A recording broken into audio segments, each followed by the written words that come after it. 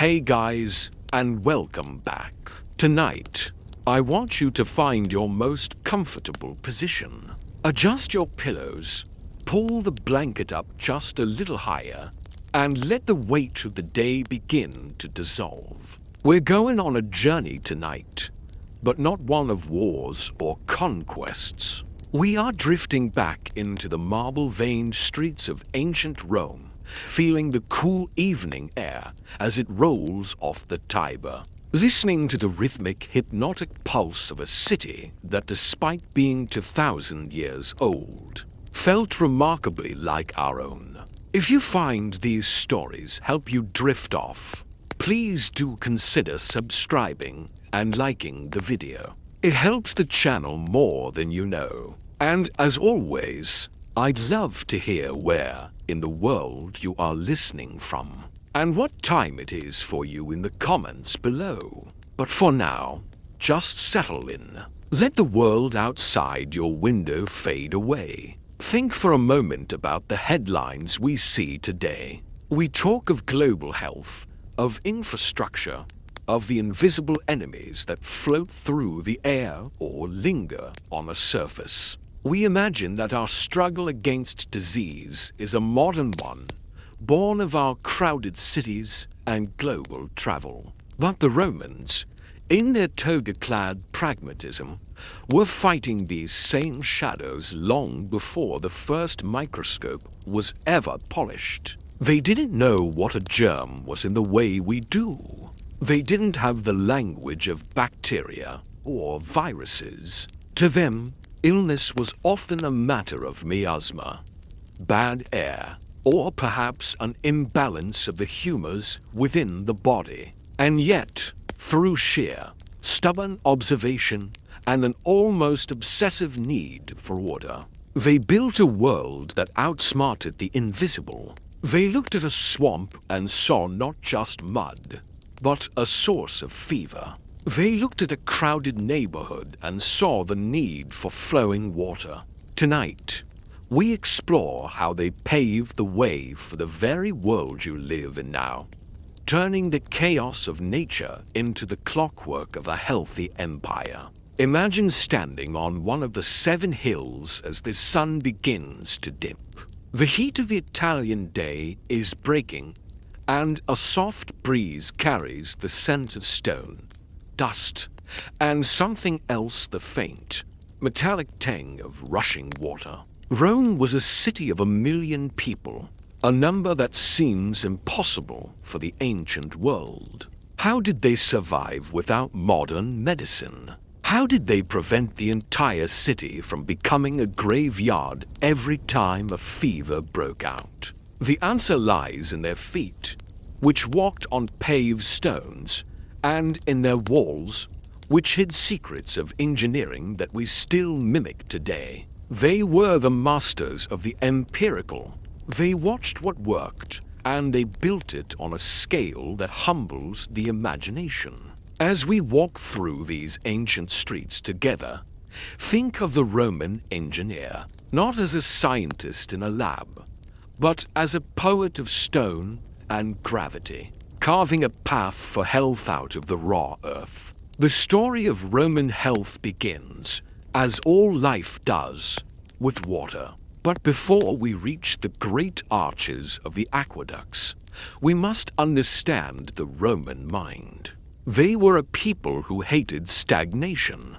To a Roman, still water was dead water. It was the breeding ground for the tiny creatures that Varro, one of their great thinkers, once warned could enter the body through the nose and mouth. They couldn't see them, but they knew they were there. This intuition led to a revolution in how a city breathes. They realized that a healthy citizen was a productive citizen, and a clean empire was a strong one. It wasn't just about kindness.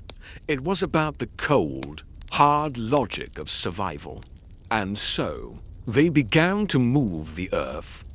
They began to channel the mountains themselves into the heart of the city, creating a pulse of fresh water that never, ever stopped. Close your eyes and picture the Roman countryside, far out in the hills, where the air is thin and crisp. A spring bubbles up from the limestone. To a modern eye, it's just a beautiful spot for a hike. To a Roman surveyor, it was the lifeblood of a civilization. These surveyors, using tools like the grummer and the corrubates, were performing a dance of mathematics and patience. They had to ensure the water flowed at a precise, steady decline, sometimes as little as 6 inches over the course of a mile. If it was too steep, the water would tear the stone apart to shallow, and it would settle and rot. Can you hear the sound of the chisels? Thousands of workers carving channels through solid rock, lining them with a waterproof cement made of volcanic ash, and lined the famous opus signinum. As this water traveled miles across the plains, it eventually reached the iconic arches we see in postcards today. But most of the journey happened underground, in cool, dark tunnels where the water remained chilled and protected from the sun. By the time it reached the city, it was as fresh as the moment it left the spring. This wasn't just for the wealthy. This water flowed into thousands of public fountains, running 24 hours a day. It was a constant, cleansing wash for the city. It flowed into the great baths, into the private homes of the elite, and eventually it flowed into the sewers, carrying away the waste and the potential for plague. The scale was staggering. At its height, Rome delivered more fresh water per capita than many modern European cities did in the early 20th century. It was a victory of gravity over entropy. But the Romans knew that bringing water in was only half the battle. You have to get the used water out. Beneath the feet of the Romans lay the Cloaca Maxima, the greatest sewer. Originally a canal to drain the marshy lands between the hills, it evolved into a massive, vaulted tunnel that drained the city's waste into the Tiber. It was so large that Pliny the Elder claimed a wagon loaded with hay could pass through it. Imagine the darkness down there, the echo of rushing water against ancient stone, a hidden river of waste that kept the surface world pristine. They understood that if the waste stayed, the people died. It was a simple, brutal truth that they addressed with arches of tuff and travertine that still stand today. Some parts of the Cloaca Maxima are still functional. Thousands of years later, a testament to the idea that true public health isn't a temporary fix. It's a foundation. As you drift deeper into sleep, picture the city of Rome as this vibrant, living organism. Those stunning aqueducts, they were like the city's arteries, pumping in the lifeblood of fresh water. And the sewers, think of them as the veins, whisking away the bad stuff and keeping everything clean and functional. The people, they were the cells, bustling through the streets, enjoying the communal baths, and thriving in a world where the government actually cared about the air they breathed and the water they drank. Can you believe that? It was like a blueprint for our modern world, carved in stone, and yet somehow still speaking to us today. Just listen to the gentle rustle of water in those ancient channels. It is like a soothing lullaby. For a civilization that fought tooth and nail against disease and despair, their resilience is a lesson for us all, right? As the moonlight stretches across the tiled roofs of the city, we move deeper into the marvels of Roman engineering. Imagine the sheer ambition of it. While other ancient civilizations were content to settle near rivers and hope for the best, The Romans decided they would bring the rivers to them. They were a people who did not like to wait on nature. They preferred to command it. This was the birth of the aqueduct, a word that literally means to lead water. But to a Roman, it meant the difference between a thriving metropolis and a stagnant camp. If you were to walk along the Appian Way at night, you would see them the long, haunting silhouettes of the archers marching across the Campagna. These weren't just decorative, they were the high-wire acts of the ancient world. The Romans knew that water must always move, but at the right pace. If the water moved too quickly, it would erode the stone.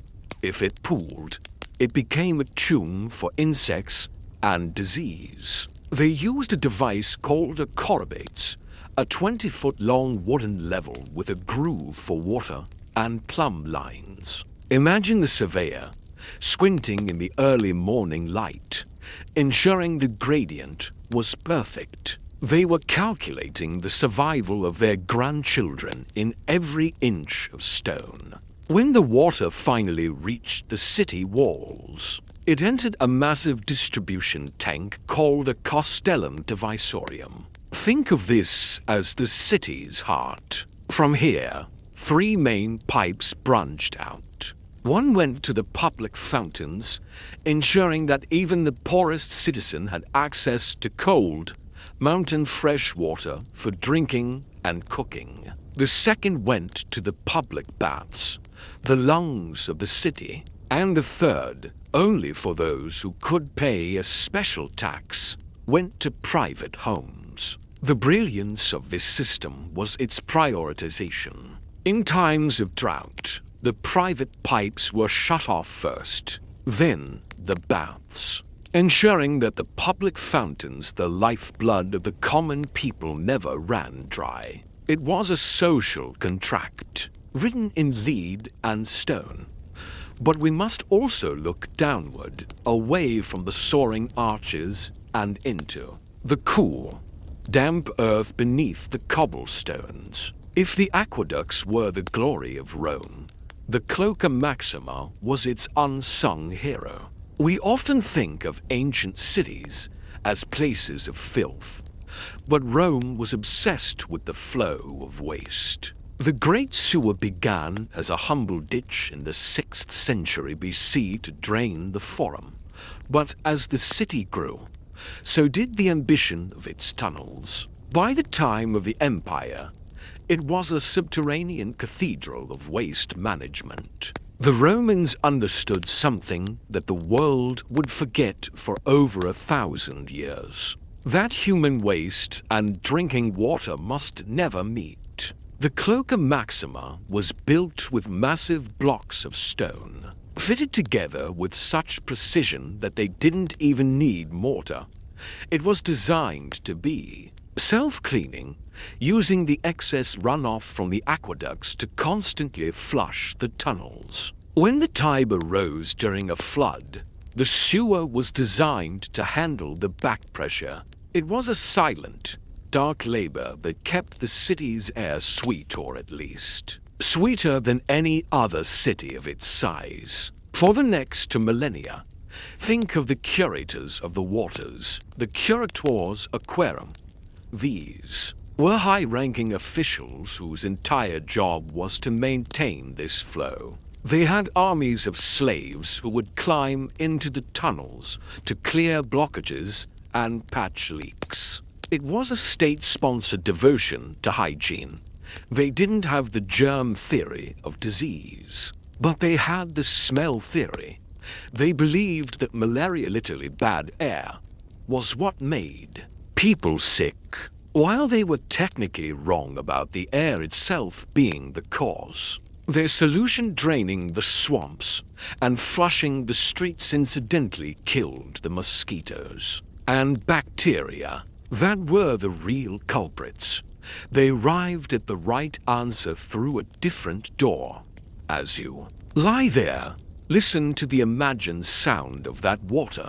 It's a constant, rhythmic shush through the pipes, A gargle in the fountains, a roar in the sewers. It was the white noise of the Roman Empire. It provided a level of cleanliness that allowed 1,000,000 people to live side by side without being consumed by cholera or typhoid every summer. It was a miracle of pragmatism. The Roman citizen could walk to a fountain, cup their hands, and drink water that had been filtered by miles of limestone and kept cool by the earth. They were the most hydrated, most washed people in history until the modern era. It wasn't just Rome, you know.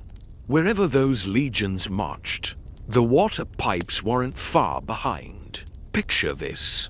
From the rainy hills of Britain to the blazing deserts of North Africa, the Romans were all about building these incredible water systems. They were basically exporting health as a key, part of their empire. Can you imagine living in a city that smelled fresh, with clean streets and flowing water?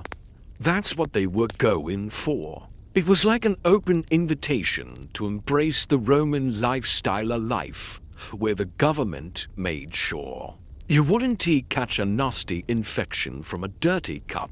How cool is that? As the moon rises higher over our imagined city, it hits us that water was just the tip of the iceberg. To really get a grip on Roman public health, we need to step beyond the bustling streets and dive into the steam.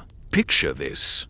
Crowds of people heading toward these massive, glowing bath complexes that were not just about cleanliness, but also served as social hubs. These great baths were the heart of Roman life, where folks gathered to relax, gossip, and even conduct business.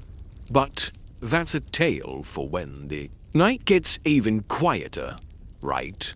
Can't wait to share more about these fascinating places as the city of Rome settles into the deep velvet of the night. The roar of the aqueducts fades into a gentle hum, and we turn our attention to the great architectural cathedrals of the Roman day, the public baths or thermae. If the sewers were the hidden bowels of the city and the aqueducts its arteries, the baths were its heart. Imagine walking toward the baths of Caracalla or Diocletian as the afternoon sun begins to mellow. These weren't just places to get clean. They were massive, vaulted monuments to the idea that health was a communal right, a social experience that bridged the gap between the emperor and the beggar. As you step inside in your mind's eye, the first thing you notice is the change in the air. It grows heavy, humid, and fragrant with the scent of cedar, lavender, and expensive oils.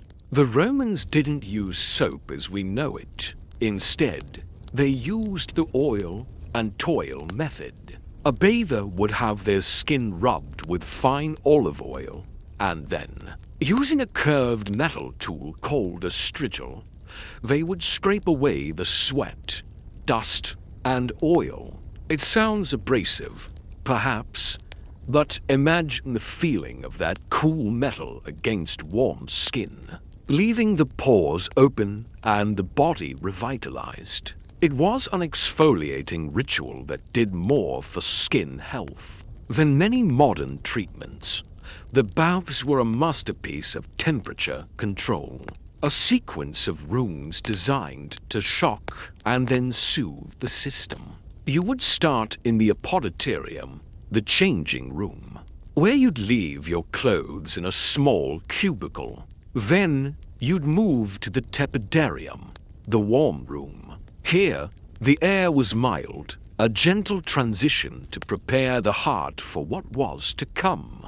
Next was the caldarium, the hot room, a space filled with thick, swirling steam. The heat didn't come from a fire in the room, but from beneath the floor. This was the hypercaust system, a brilliant feat of engineering where a furnace, or prefurnium, sent hot air through hollow spaces under the floor and up through clay pipes in the walls. The floors were so hot that bathers often had to wear wooden sandals to keep from burning their feet. Think of that deep, penetrating heat soaking into tired muscles, drawing out the toxins of a long day's labor.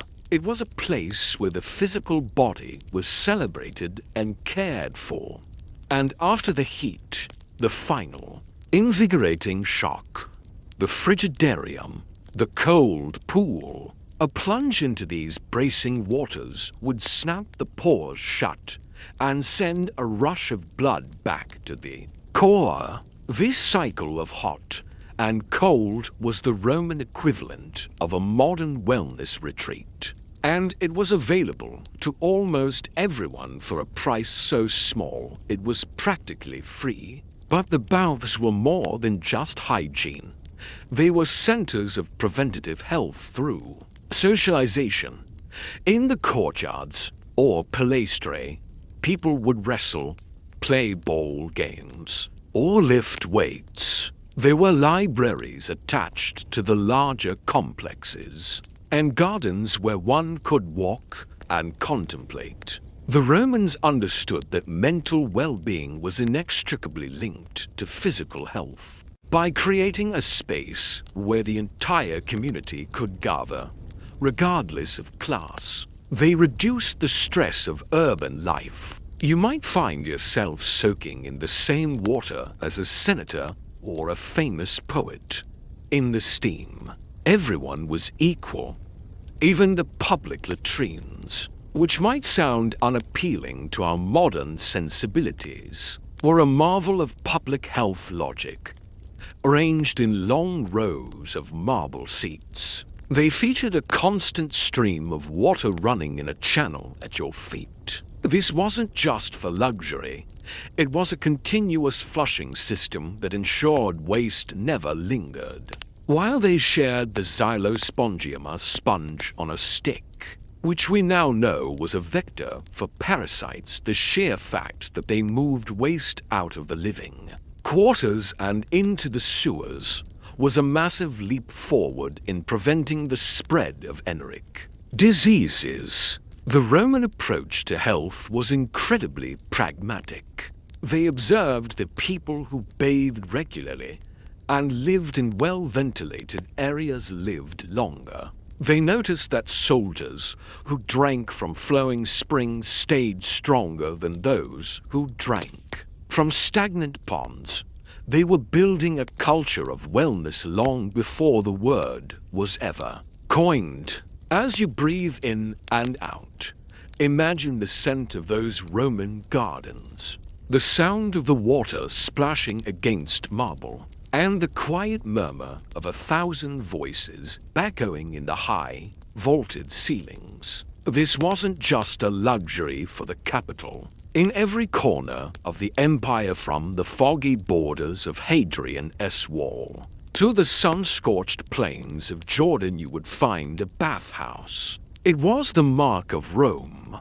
It was the promise that, no matter where you were, the state provided a way to wash away the world. It was a communal shield against the grime of the ancient world, a place of light and water that kept the darkness of plague at bay for as long as the fires of the hypocausts stayed lit. But even with all this water and steam, sometimes the body failed. Sometimes the bad air or the wounds of war required something more than a bath. For that, the Romans developed a system of medical care that would eventually become the foundation of the modern hospital. As the night deepens, we will look at how they cared for the sick, not in temples of magic, but in halls of practical, organized medicine. As the deep, quiet hours of the night settle over the empire, and the last echoes of the bathhouse laughter fade into the shadows of the colonnades, we turn our gaze toward a quieter, more focused side of Roman life, we move from the public square to the structured, sterile, or at least as sterile as the ancient world could manage halls of the valetudinaria. If you're still awake, feel the stillness of the air, like the hushed hallways of a sleeping infirmary. This was where the Roman genius for organization met the fragility of the human frame.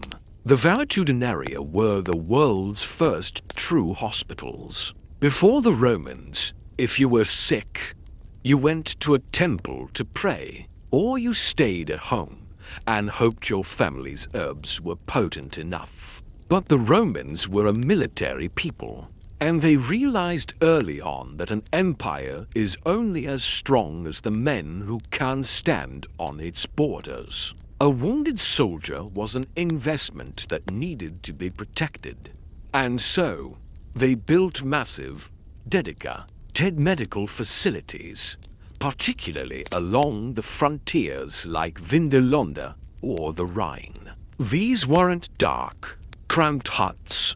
They were sophisticated, courtyard-style buildings designed with a modern understanding of recovery. Imagine the layout: a central, open-air courtyard to allow for maximum ventilation and sunlight.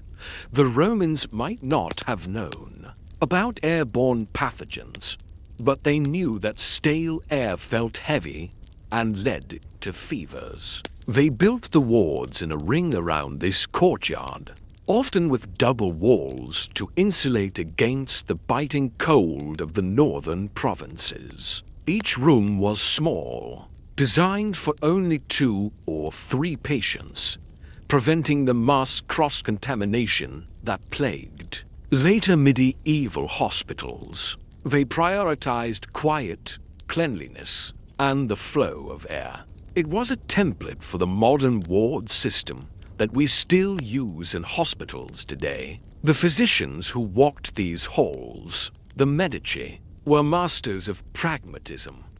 While they still held to the theories of Galen and the balance of the for humour's blood, phlegm, yellow bile, and black bile, their actual practice was surprisingly grounded. They used honey for its natural antiseptic properties, vinegar to wash wounds, and willow bark, which contains the precursor to aspirin to dull the edge of pain. Can you imagine the smell? Not the chemical sting of a modern hospital, but a mixture of sharp vinegar, earthy herbs, and the faint, sweet scent of beeswax used in poultices. Their surgical kits were hauntingly familiar.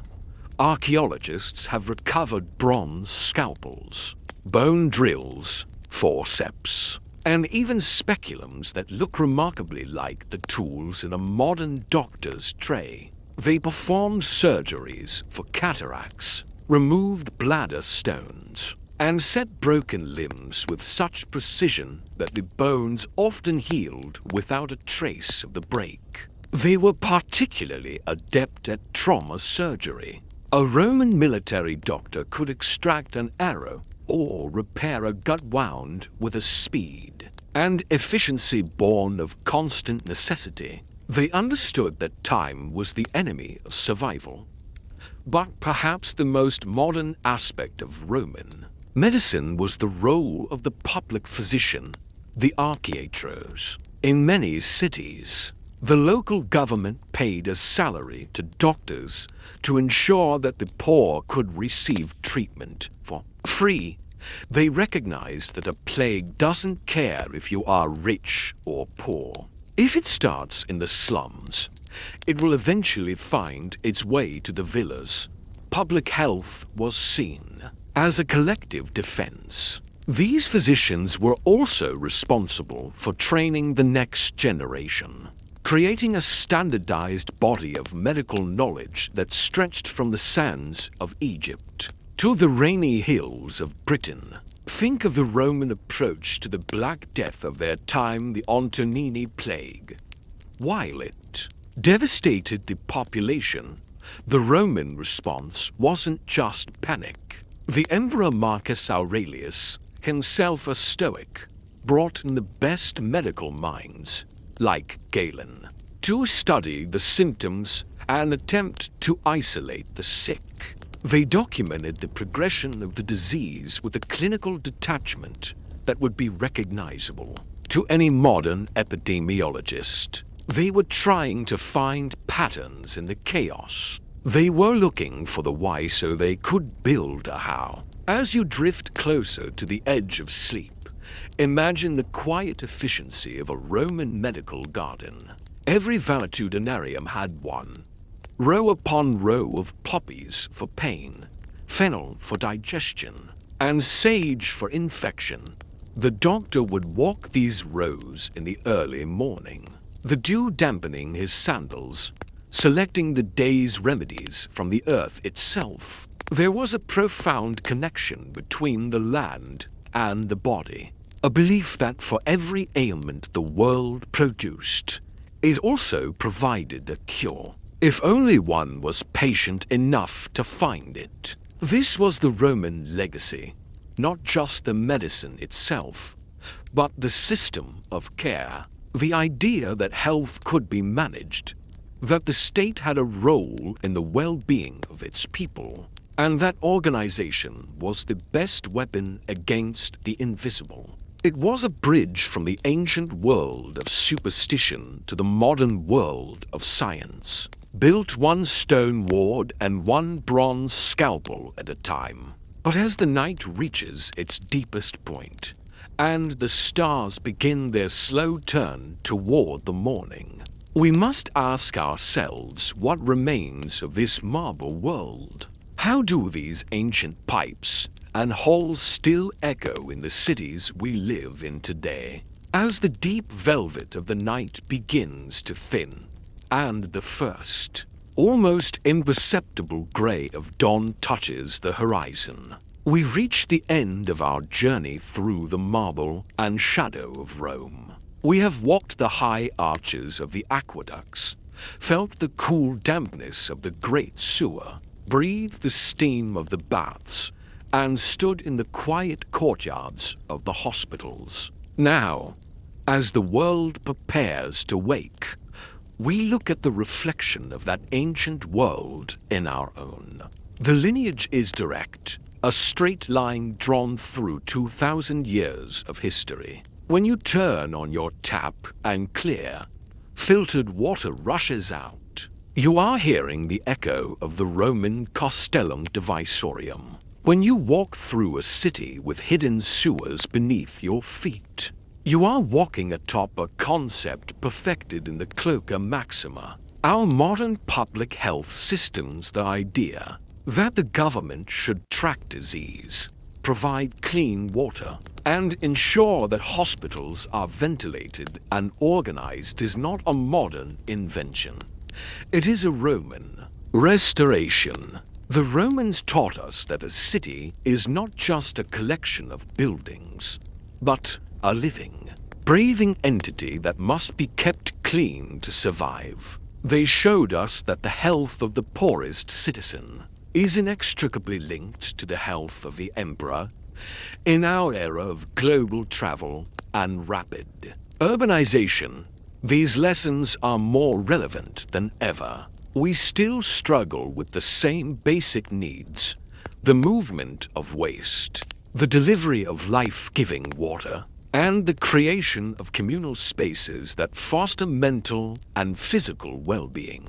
We have better tools now. Certainly, we have vaccines instead of willow bark, and sensors instead of grommers.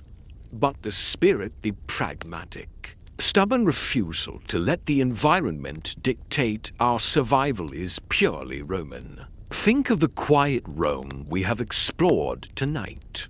It wasn't just a place of gladiators and emperors.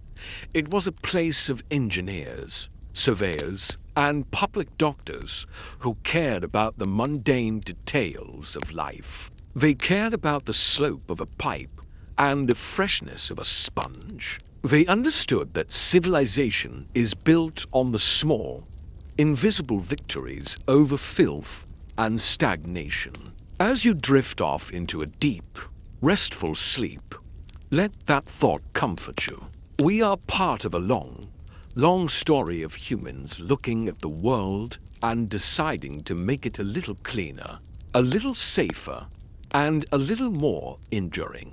The sun is beginning to rise now over the ruins of the Forum, casting long shadows across the stones that once felt the pulse of a million lives. The water still flows in some of those ancient channels, a persistent murmur that has outlasted empires. We owe a debt to those ancient planners who dreamed in stone and gravity. They gave us the blueprint for the modern world, a gift of health that we often take for granted. But for now, the history is silent. The pipes are still, and the steam has cleared. The world is quiet, and it is time for you to rest. You are safe, you are comfortable, and you are part of a legacy that spans the ages. Sleep now, knowing that the foundations beneath us are strong,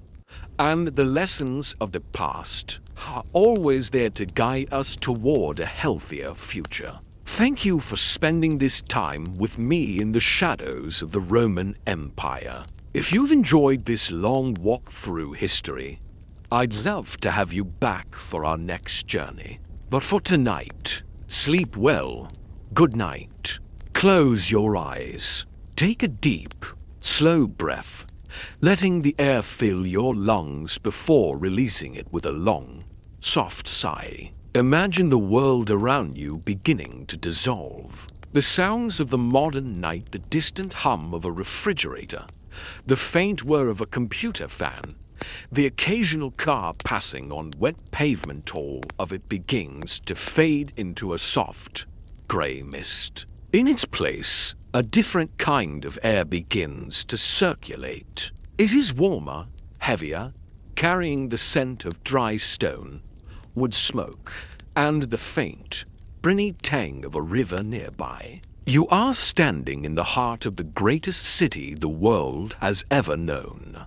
Yet you are not in a marble palace or a silent temple. You are standing at the foot of an insula, a Roman apartment block, and the sun is just beginning to dip below the 7 hills. Welcome to the Roman squeeze. We often think of Rome as a city of white marble and wide-open forums, a place of stoic philosophers and golden-armored guards. But for the vast majority of the million souls who call this city home, Rome was vertical. It was cramped. It was a labyrinth of shadows and shared walls. Tonight, as we drift through these ancient hallways, we are going to explore what it truly meant to live, sleep, and dream in an urban environment that was in many ways more modern and more chaotic than we might dare to imagine. Picture a city of over 1 million people.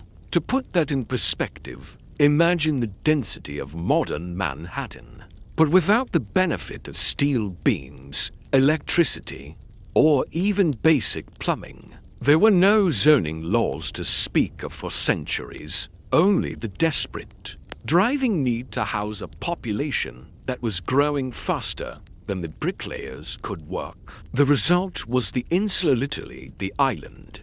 These were multi-story apartment blocks that rose like jagged teeth against the Italian sky. They were the heartbeat of the city, the places where the shopkeepers, the weavers, the sailors, and the laborers returned when the day's work was done. As we stand here at the base of one such building, look up.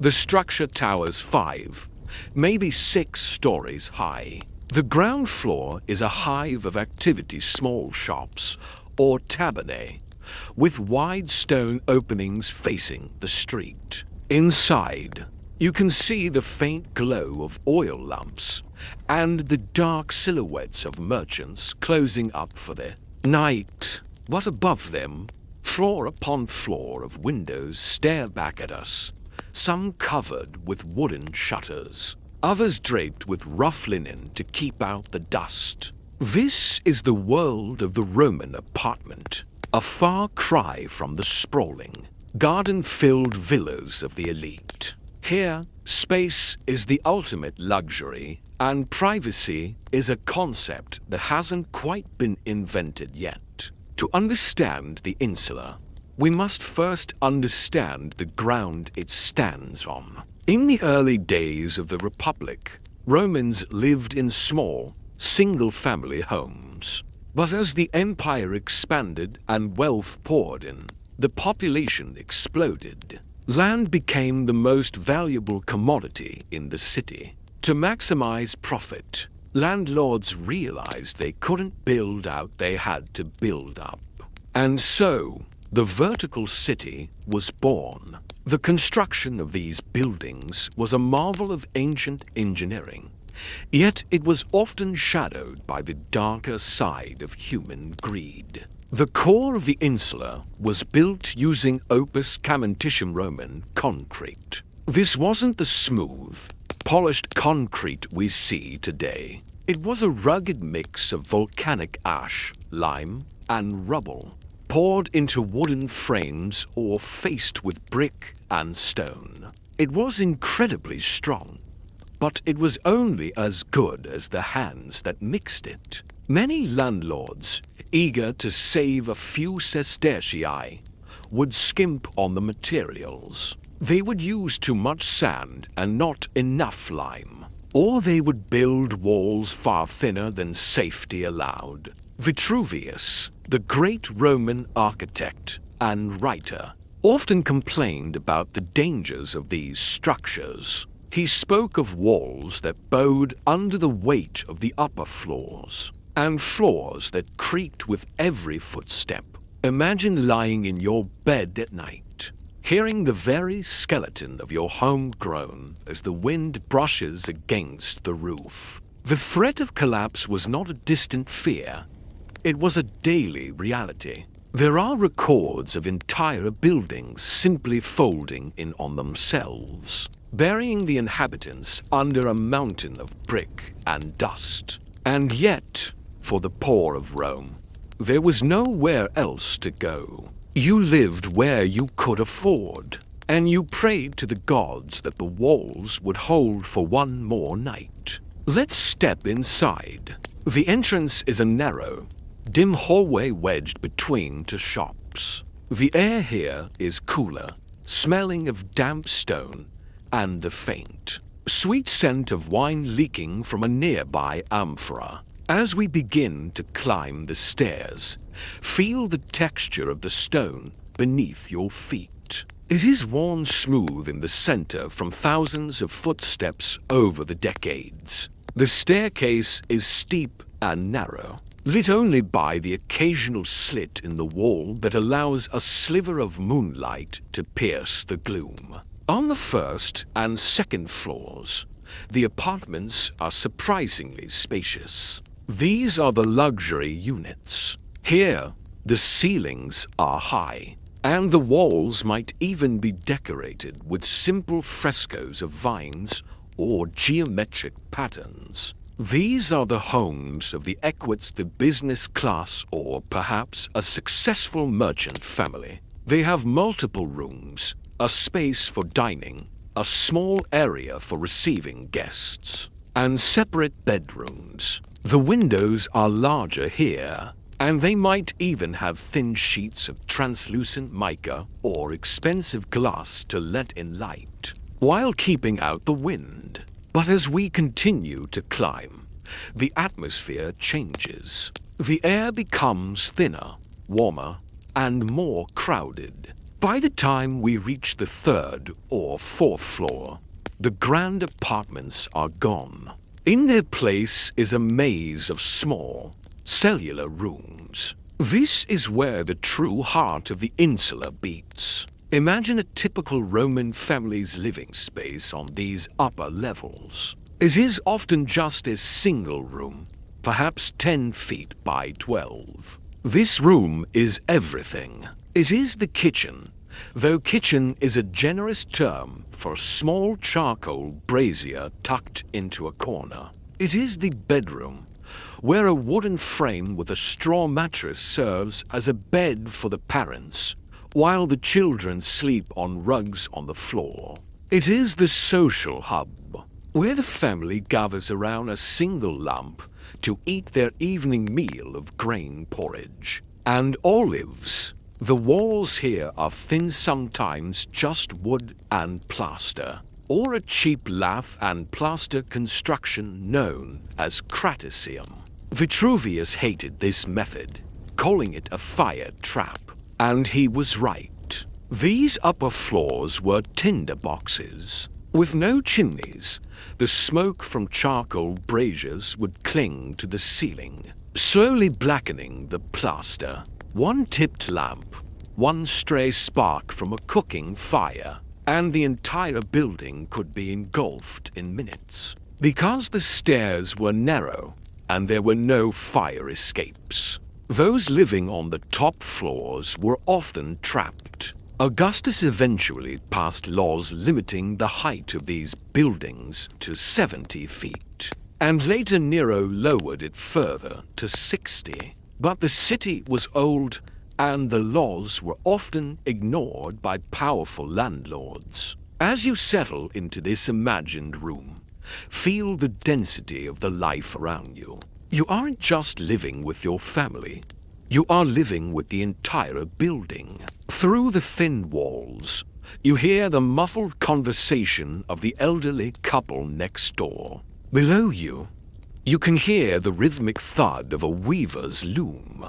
Above, the light scuffle of a hungry cat looking for scraps. There is no such thing as silence here. Rome is a city that never truly sleeps, and the insula is its sounding board. The darkness of these upper rooms is profound. Without the large windows of the lower floors, and with the narrow streets outside blocking the sun, these spaces are perpetually in twilight. The family relies on small pottery lamps, little more than bowls of olive oil with a linen wick. The flame is small and flickering, casting long, dancing shadows against the walls. It provides just enough light to see the faces of your loved ones, but not enough to banish the feeling of being enclosed, tucked away in a stone hive high above the city.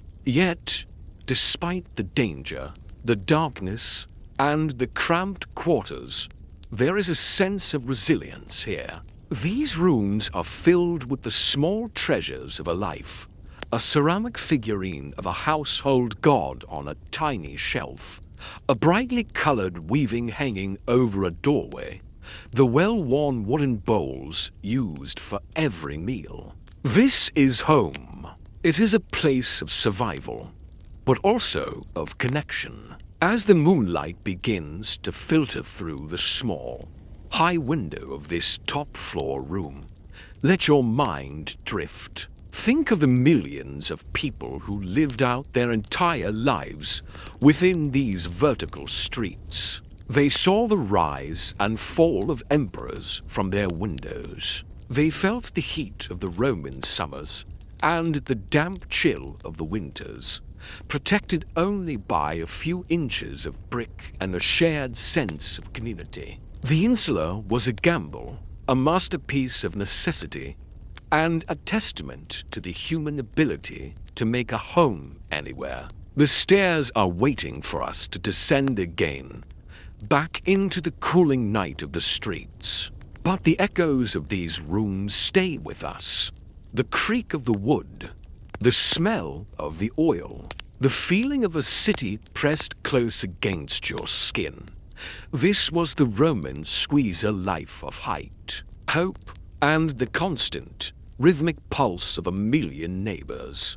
As you descend those steep, worn stairs and find yourself back in the narrow alleyways of the Suburra or the Velabrum, take a moment to stand perfectly still. In the modern world, we associate the night with a blanket of silence. broken only by the hum of technology. But in ancient Rome, the night was when the city truly found its voice. The silence of your small, top-floor room was an illusion, a fragile thing easily shattered by the reality of Roman life. To live in an insula was to live in a world without filters. There was no such thing as soundproofing. The walls, often built of porous tufa or thin timber frames, acted more like drums than barriers. Tonight, let us listen to the symphony of the vertical Citia soundtrack of survival that defined every waking and sleeping moment of the Roman urbanite. Imagine lying on your straw pallet. The room is dark. The only light a dying ember in your charcoal brazier. Just as you begin to drift off, you hear it, a sharp, rhythmic tapping. It isn't coming from outside. It's coming from directly above your head. Your neighbor, perhaps a cobbler working late into the night to meet a deadline, is hammering leather against a stone last. In a modern apartment, this might be a muffled thud. In an insula, it sounds as if he is sitting right next to your ear. You hear the scrape of his stool across the wooden floorboards, the heavy sigh he lets out, and the clatter of a tool dropping. This was the intimacy of the insula. You knew the intimate details of your neighbors' lives without ever speaking to them. You knew when the couple in room 3 were arguing, because their voices carried through the lath and plaster, as clearly as if they were in your own space. You knew when the newborn infant on the second floor was teething, its thin wail rising up the central stairwell like smoke. You knew the exact moment the elderly man in the room below began his morning cough. There was a strange, forced communalism to it all, a shared vulnerability that bound 100 strangers together into a single, breathing organism. But the noise within the walls was only half the story. As the sun set, a new kind of chaos began on the streets below. To keep the city from grinding to a halt during the day, Julius Caesar famously banned heavy transport wagons from the streets of Rome during daylight hours. The result, as soon as the shadows lengthened and the shops closed, the night traffic began.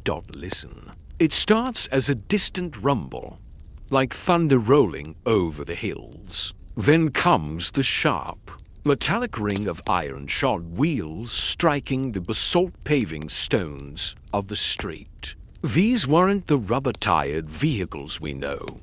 These were heavy wooden carts, laden with massive blocks of marble for the emperor's latest forum, or giant amphorae of wine and olive oil bound for the warehouses by the Tiber. The sound is deafening. It bounces off the tall, narrow walls of the insulae, creating an echo chamber that amplifies every creak of the axle and every crack of the driver's whip. The drivers themselves add to the cacophony, shouting curses at one another as they navigate the bottlenecked alleys. Move your oxen, you son of a Gaul. Back up, or I'll leave your cart in the gutter. The Roman satirist Juvenal once complained that it was impossible to sleep in Rome. He claimed that the passing of the carts in the narrow, winding streets and the slanging matches of the drivers would snatch sleep even from a sea-calf or an emperor. For the resident of an insula, the night was a gauntlet. You learned to sleep in snatches, your dreams woven from the shouts of the street and the groaning of the building as timber frame. As the pre-dawn light begins to gray the sky, the night traffic fades, but it is immediately replaced by the morning chorus. Rome didn't wake up slowly. It burst into life. From your window, You hear the first sound of the day, the sliding of the heavy wooden shutters of the shops. On the ground floor, thump slide, thump slide. It is a rhythmic, percussive sound that signals the city is open for business. Next come the vendors. Unlike modern stores where you go to the goods, in Rome, the goods often came to you. Fresh bread, hot bread, still smelling of the oven. Calls a voice from below, sonses. Get your spiced sausages? Cries another. Then there are the school teachers. Many Roman schools were simply held on the street corners or in the open-fronted porches of buildings. You would wake to the sound of dozens of children chanting their alpha, beta, gamma in unison, or the sharp crack of a cane against a wooden desk as a frustrated teacher corrected a lazy student. Think about the sheer density of human interaction this noise represents. There was no quiet zone. The baker was pounding dough next to the lawyer's office. The blacksmith was hammering iron beneath the rooms of a poet. The philosopher Seneca once lived above a public bathhouse, and his descriptions of the noise are enough to make anyone's head spin. He wrote of hearing the thud of athletes throwing lead weights, the slap of a hand on a bather's shoulders, the screech of a pickpocket being arrested, and the constant plop of people jumping into the water. Yet, within this cacophony, there was a hidden language. The Roman ear became attuned to the subtleties of the city's roar. You could tell the time of day by the specific pitch of the market crowd. You could tell the weather by the way the sound of the Tiber's rushing water echoed through the drains. You could even sense the mood of the city. A sudden silence in the forum might mean a significant announcement was coming, while a distant, unified roar meant the games at the Colosseum had just seen a spectacular finish. The noise also fostered a unique social dynamic. In such a loud, crowded environment, the concept of a private conversation was nearly impossible. People lived their lives in public. They negotiated business deals on the stairwells, shared gossip through the windows, and settled disputes in the middle of the street. This led to a culture that was incredibly social, perhaps even overly so by our standards. There was a constant, low-level buzz of human connection. You were never truly alone, and while that could be exhausting, it also meant you were part of something massive and vibrantly alive. In the insula, you weren't just a resident, you were a witness. You were a witness to the struggles of the family across the hall, the triumphs of the merchant downstairs, and the relentless, grinding energy of the city itself. The noise was the price you paid for being at the center of the world. As we sit here in the imagined shadows of this ancient apartment, let the sounds wash over you. The distant clatter of a cart, the murmur of 1,000 voices, the whistle of a bird perched on a terracotta roof tile. It is a messy, loud, chaotic sound, but it is also the sound of 1,000,000 people making a life together. It is the sound of Rome. The air is changing now. The sounds are beginning to mingle with the sense of the morning, the smells of the city waking up, the charcoal fires being lit, and the less pleasant realities of 1,000,000 people living in close quarters. Let us move deeper into the sensory world of the insula. Take a long, slow breath. In our modern world, we are accustomed to the sterile, the bleached, and the filtered. But as the morning sun begins to bake the brick and timber of the insula, a different reality rises with the heat. To talk of the Roman apartment is to talk of the era. Heavy, complex tapestry of sense that told the story of 1,000,000 bodies pressed together in a city. That was a marvel of engineering, yet a nightmare of hygiene. Imagine waking up in that small, top-floor room. The first scent to hit you isn't the morning dew. It is the lingering, acrid tang of wood smoke. Without chimneys, the smoke from your small charcoal brazier has nowhere to go but up, staining the ceiling a deep, soot-black and clinging to your woolen tunic. It is a dry, biting smell that stings the back of your throat. But beneath it lies something deeper, the scent of the city itself. In the insula, there is no private bathroom.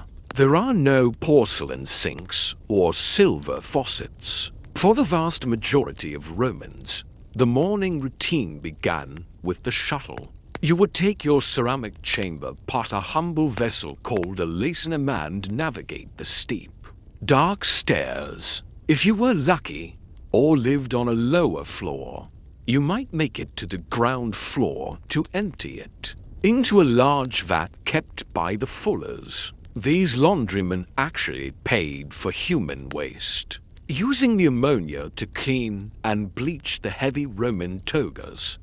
It was a practical, if pungent, bit of ancient recycling. But if you lived on the 6th floor, and the stairs felt too long, or the night had been too dark, you might do what many Romans did, despite the laws forbidding it. You would open your wooden shutter, look down into the narrow, shadowed alley, and pour. The sound of a sudden splash on the paving stones below was a common warning to pedestrians. In fact, Roman law had a specific category for this. Dejectus vel effusis res damages for things thrown, or poured from a window. If you were splashed by a neighbor's morning delivery, you could sue for the cost of cleaning your garment. It was a city where the law was as messy as the streets. Now, imagine the street itself. Rome was a city of stone and water, yes, but it was also a city of mud and muck. The great sewers like the Cloaca Maxima were wonders of the world, but they primarily drained the low-lying forums and the ground floors. They didn't reach your 4th-story room. Down in the alleyways, the scent is a thick mixture of damp earth, rotting vegetable scraps from the market, and the waste of the pack animals that moved through the night. But it wasn't all unpleasant as you walked toward the public fountain to fetch your daily water. The scents begin to shift.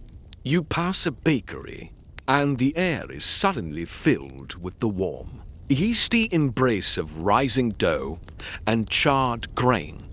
Next door, a shop sells garum, the ubiquitous Roman fermented fish sauce. It is a sharp, salty, pungent smell, almost like an aged cheese, that hangs heavy in the humidity. You smell the dry, peppery scent of cedar wood from a carpenter's shop, and the sweet, floral waft of expensive oils from a nearby bathhouse.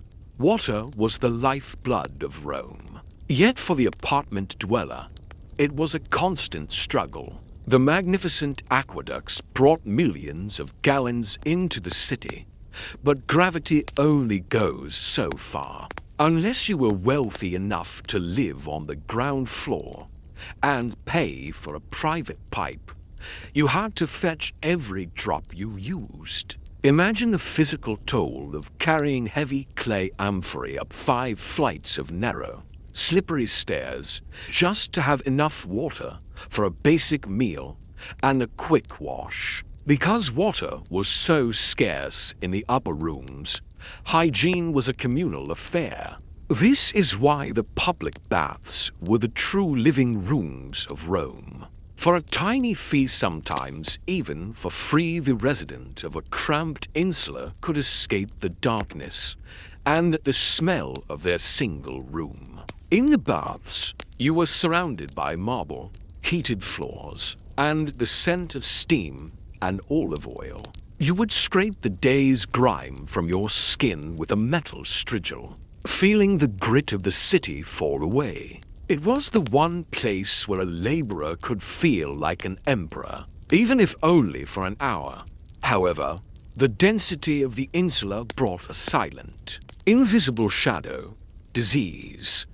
In these damp, unventilated rooms, the air was often stagnant. Vermin were constant companions.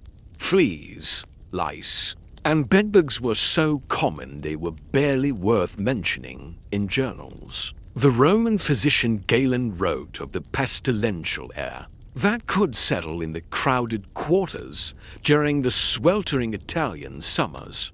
When a fever entered an insula, it moved like a ghost through the thin walls, jumping from family to family in the shared darkness. Yet, there is a strange beauty in how the Romans managed this. They were a people of scent and musk. To combat the smells of the city, they used incense and perfumes with a heavy hand. Even the poorest home might burn a few dried herbs to sweeten the air. They understood that their environment was a challenge to be met with constant activity, scrubbing, fetching, moving, and socializing. As the sun reaches its zenith, the scents of Rome bake into a single, unmistakable aroma, the smell of a million lives being lived at full volume. It is the scent of survival, of industry, and of a humanity that refused to be dampened by the lack of a drain pipe. It reminds us that the grandeur that was Rome was built on the backs of people who dealt with the most basic, earthy realities of life every single day. Let the smells of the ancient city fade now, replaced by the cool, neutral air of the present. But remember the weight of that water jar on your shoulder and the sting of the smoke in your eyes. It was the price of being a citizen of the world's first true megacity. The sun is finally setting over the Tiber, casting long, amber fingers across the terracotta rooftops of the city.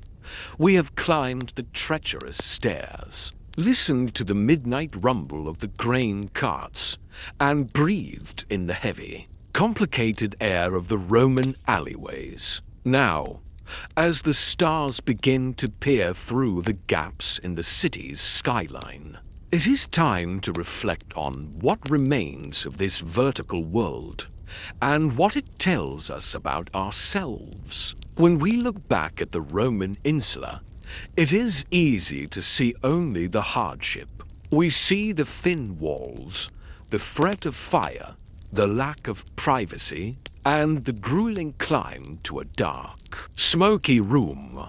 We might be tempted to pity the people who lived there, trapped in a squeeze that seems unbearable by our modern standards. But to do so is to miss the incredible triumph of the human spirit that these buildings represented.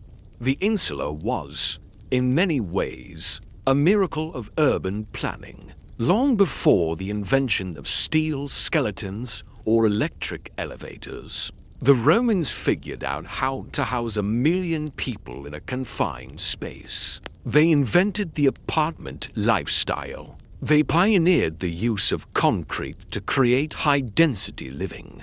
And they developed a system of ground-floor commerce that we still see in every major city. Today, from New York to Tokyo to London, when you walk down a street and see a small coffee shop or a grocery store nestled beneath several stories of apartments, you are looking at a direct descendant of the Roman insula. But the legacy of the insula goes deeper than just architecture.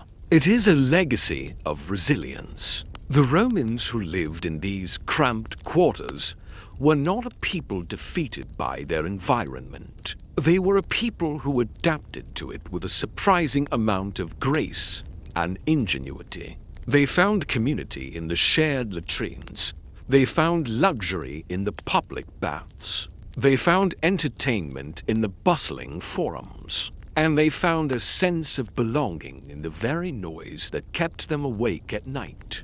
Think about the parallels to our own modern megacities. We often talk about the loneliness of the crowd, the way we can be surrounded by millions and yet feel entirely isolated. The Roman insula was the opposite. It was a place where isolation was impossible.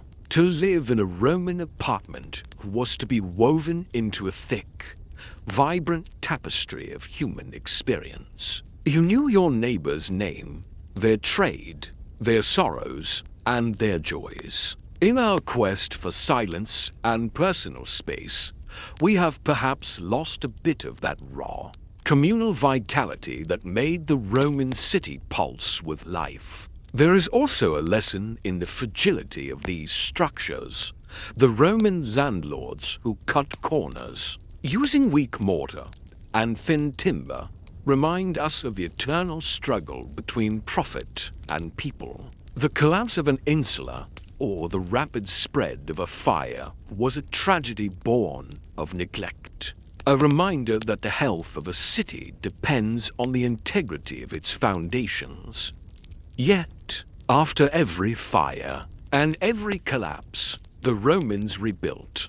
They refined their laws, they lowered the height limits, and they kept trying to perfect the art of living together. As you prepare to return to your own world, let the images of the vertical city linger in your mind. Picture the flicker of an oil lamp in a high window, a small beacon of warmth in the vast stone labyrinth. Imagine the sound of a mother humming a lullaby to her child, her voice drifting through a thin wall to soothe the neighbor on the other side. Think of the resilience required to carry water up those stairs, and the pride of a shopkeeper opening his shutters to the morning sun.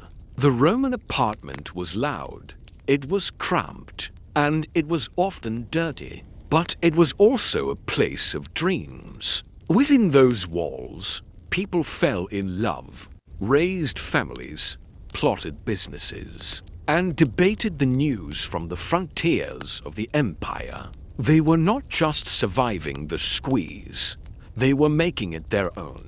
We are not so different from them. We still seek out the centers of the world, drawn by the same magnetism of opportunity and connection that drew people to Rome 2,000 years ago. We still navigate the challenges of noise, the cost of space, and the need for a place to call home. The insula teaches us that humanity is remarkably consistent in its ability to find comfort in the chaos and to build a life, story by story, toward the sky. The mist is returning now, softly blurring the edges of the brick and the stone. The sounds of the Roman night are fading, replaced once again by the gentle, familiar silence of your own room.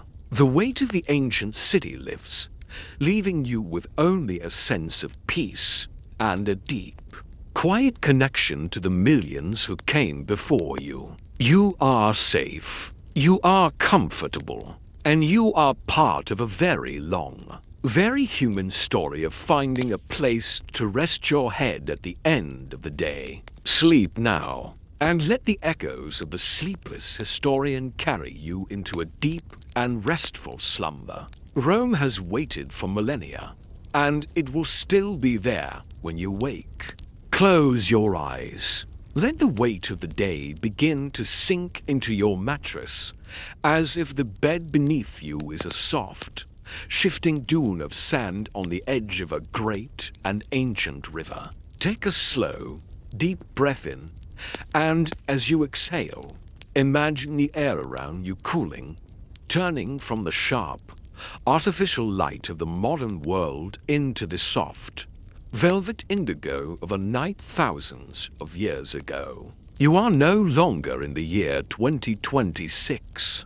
You are drifting backward through the layers of time, past the steel and glass of our cities, past the smoke of the industrial age back to a time when the night was truly dark and the stars were the only map we had. Tonight, we are going to explore a mystery as old as the human mind itself. We are going to speak of dreams, not just the dreams you had last night, those fleeting fragments of color and sound, but the way our ancestors, the Sumerians, the Egyptians, the Greeks, and the Romans viewed the sleeping mind as a gateway to another realm. For them, a dream was never just a dream.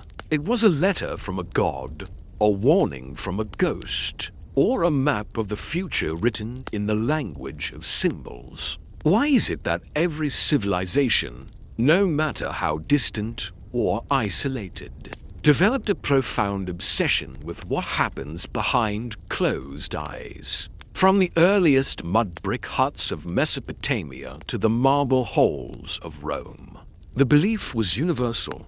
When the body rests, the soul travels. This was the universal language of the night. It didn't matter if you were a king or a copper miner. The dream was a great equalizer. It was a space where the impossible became mundane, where the dead spoke, and where the heavy veil of the future was momentarily lifted. In our world, on this very day of January 8th, 2026, we might look at a dream and think of neurons firing or the subconscious processing the stress of a deadline. But to an ancient mind, such an explanation would seem incredibly hollow.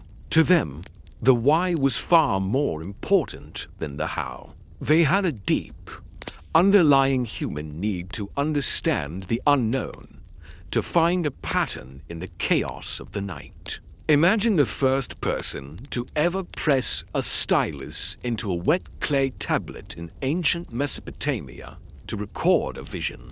Can you hear the soft, wet sound of the reed tip against the clay? In the city of Ur, or Uruk, 4,000 years ago, a scribe would sit by a flickering oil lamp, carefully documenting a dream that a king had received. These tablets are some of the first written records of human thought, and a staggering number of them are dedicated to the Zakik, the spirit of dreams. The Mesopotamians believed the dream god, Mamu, would descend from the heavens through a dream tube, a conceptual conduit that connected the divine world to the sleeper's ear. Imagine the silence of a Sumerian night, the scent of the Tigris River mud and dry grain hanging in the air, while a priest sat in a dark temple chamber, waiting for the Zakik to speak. They codified these visions into massive catalogues. If you dreamt of a mountain, it meant one thing. If the mountain crumbled, it meant another. This was the birth of the omen, the beginning of our quest to translate the silence of the night into the language of the day. As we drift further along the currents of time, the landscape shifts. The dry, dusty plains of Mesopotamia give way to the lush, green banks of the Nile.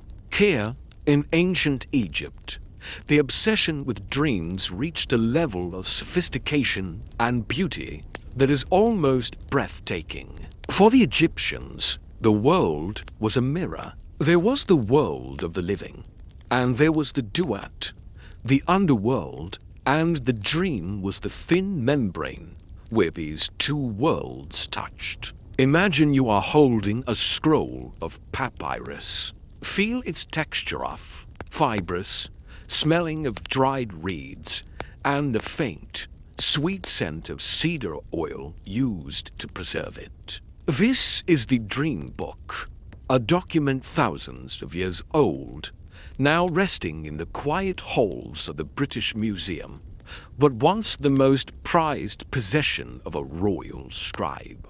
The Egyptians didn't just interpret dreams, They categorized them with the precision of a modern scientist. The script on this papyrus is divided into columns. One column lists the dream, perhaps a man seeing himself in a mirror, and the next column tells you if it is good or bad. If a man saw himself in a mirror, it was bad. It meant he might lose his life. But if he dreamt of eating a sycamore fig, it was good. It meant he would find prosperity. The logic of these symbols often feels like a riddle. Why was a large cat a good omen for a bountiful harvest, but a small cat a sign of mourning?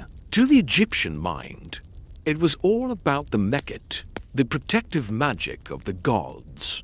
The pharaohs lived their lives by these scrolls. A dream could stop an army in its tracks, or command the building of a pyramid. But the most fascinating part of the Egyptian experience was the dream temple. Imagine the Serapeum at Saqqara or the temples of Memphis. These were not just places of worship. They were ancient hospitals for the mind and soul. If you were sick, or if you were facing a decision that felt too heavy for your heart to bear, you would travel to these temples to perform a ritual known as dream incubation.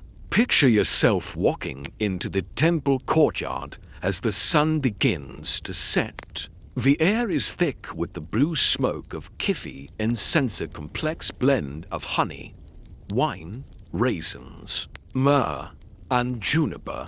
The scent is heavy, sweet, and slightly intoxicating, designed to pull you away from the waking world. You have fasted for days. You have purified your body with ritual washings in the sacred lake. The priests, dressed in pristine white linen that rustles like dry grass, lead you down into a subterranean chamber.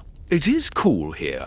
The walls carved with images of gods whose eyes seem to follow you in the flickering torchlight. You lie down on a stone bed, or perhaps a simple mat, and you wait. This is the sleep of the gods. You aren't just sleeping, you are waiting for a visitor. The priests might chant in low, rhythmic tones that vibrate in the small of your back, a sound that mimics the steady flow of the Nile. When you finally drift off, the dream you receive is considered a direct transmission from the divine. In the morning, you would tell your vision to a scribe of the double house of life, a specialist who would untangle the symbols and tell you what the gods required of you. For the common Egyptian, this wasn't just a religious duty, it was a way of navigating the complexities of life.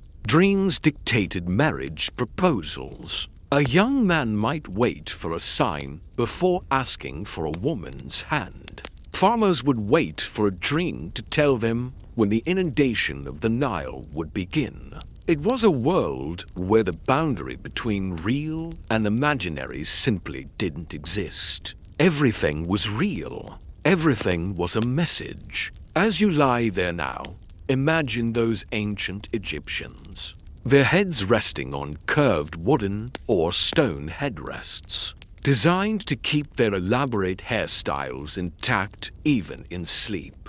They slept with the expectation that the night would bring answers. There is something profoundly soothing about that idea that we are never truly alone in our thoughts, that the universe is constantly trying to whisper its secrets to us while we rest. As the Nile mist begins to swirl and the golden light of the Egyptian sun fades into the deeper blue of the Mediterranean, we prepare to cross the sea to the lands of the Greeks and the Romans. But before we go, let the image of the papyrus and the scent of the incense linger. The ancient world was a place where the night was a teacher and the dream was the classroom.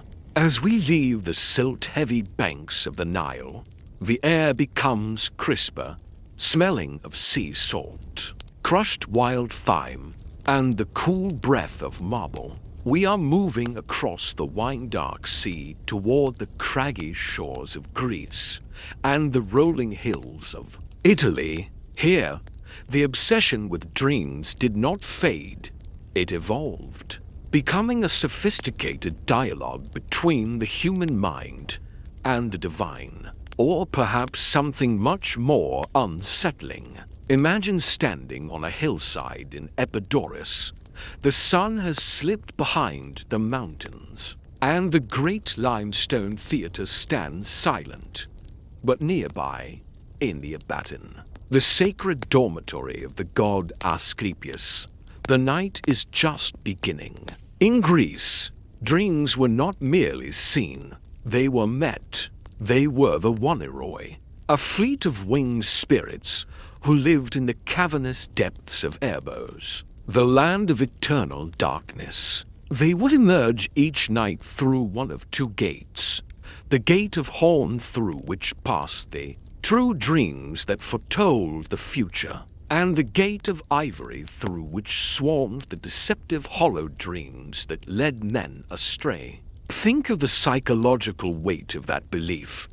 Every time you closed your eyes, you were entering a celestial lottery.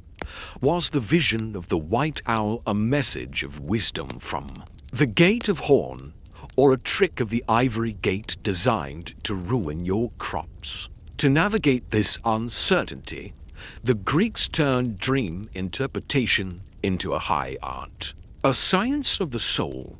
The most famous of these navigators was a man named Artemidorus of Doldis. Imagine him sitting in a sun-drenched courtyard in the 2nd century, surrounded by hundreds of scrolls. He spent his entire life traveling the Mediterranean, interviewing beggars and kings, soldiers and slaves, asking them one question: what did you dream? And what happened after? His masterwork, the Oneira Critica, is a massive, meticulously detailed encyclopedia of the sleeping mind. Artemidorus was a realist. He didn't believe in a one-size-fits-all approach. If a poor man dreamt of gold, it meant one thing. If a rich man dreamt of the same gold, it meant something entirely different. He understood that a dream is a mirror of the dreamer's life. He would sit with you, his voice calm and rhythmic, and ask about your trade, your health, and your family before even attempting to peel back the layers of your vision. Feel the weight of his scrolls in your mind. The scratch of his reed pen against the parchment is the only sound in the room. He writes of dreams about flying, about losing teeth, about walking through fire. He treats these images not as random static, but as a coded language of the subconscious. In a way, Artemidorus was the world's first true psychologist, 1,000 years before the field even had a name. He saw the dream as a conversation the mind has with itself when the distractions of the day are stripped away. But if the Greeks viewed dreams as a philosophical puzzle, the Romans viewed them as a matter of state security. As we move into the heart of Rome, the atmosphere changes. The air is thicker here, smelling of street dust, roasting meats, and the metallic tang of bronze armor. For the Roman, the dream was a tactical asset. The Roman Senate and the military commanders relied on the augurs and the haruspices, but they also kept a sharp eye on the visions of the night. Imagine a Roman general, perhaps someone like Sulla or Julius Caesar, pacing his tent on the eve of a great battle. The camp is silent, save for the clank of a sentry's spear and the low whinny of a horse. Inside the tent, the general waits for a dream. To the Romans, a dream could be a monstrum divine showing that signaled the approval or wrath of the gods. When the Roman Republic gave way to the Empire, this obsession only intensified. Augustus Caesar, the first emperor, was famously superstitious about his dreams. He once dreamt that he should beg for alms on the streets, like a common pauper to appease a jealous goddess, and so, every year on a specific day, he would stand in public hand outstretched, a ruler humbling himself before the power of the night. But what about the thinkers, the philosophers like the Stoics and the Epicureans? As you lie in your bed, imagine a Roman study lit by a single flickering oil lamp. A Stoic philosopher, perhaps Seneca or Marcus Aurelius, sits at a heavy oak desk. For them, the dream was a challenge to their logic. The Stoics believed that since the universe was a rational, interconnected web, dreams must contain some fragment of that cosmic reason. They saw dreams as a way to practice virtue. If you could remain disciplined and brave in the chaos of a dream, it proved that your character was truly set. The Epicureans, on the other hand, were the skeptics of the ancient world. They argued that dreams were merely the filaments of physical objects, thin skins of atoms, that drifted into the mind. While the senses were dull, to an Epicurean, a dream was just a memory being replayed, a chemical echo of the day's desires and fears. They were the ones who whispered, "Sleep deeply, for the night has no power over you." Yet, even the skeptics couldn't fully escape the cultural gravity of the dream.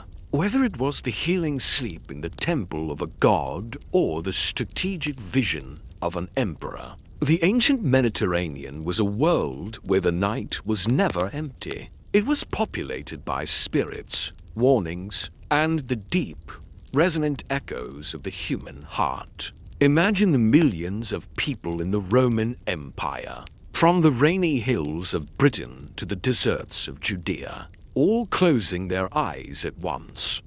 They are all entering that same silent theater, waiting for the curtain to rise on a story they didn't write. There is a profound peace in that collective surrender to the night.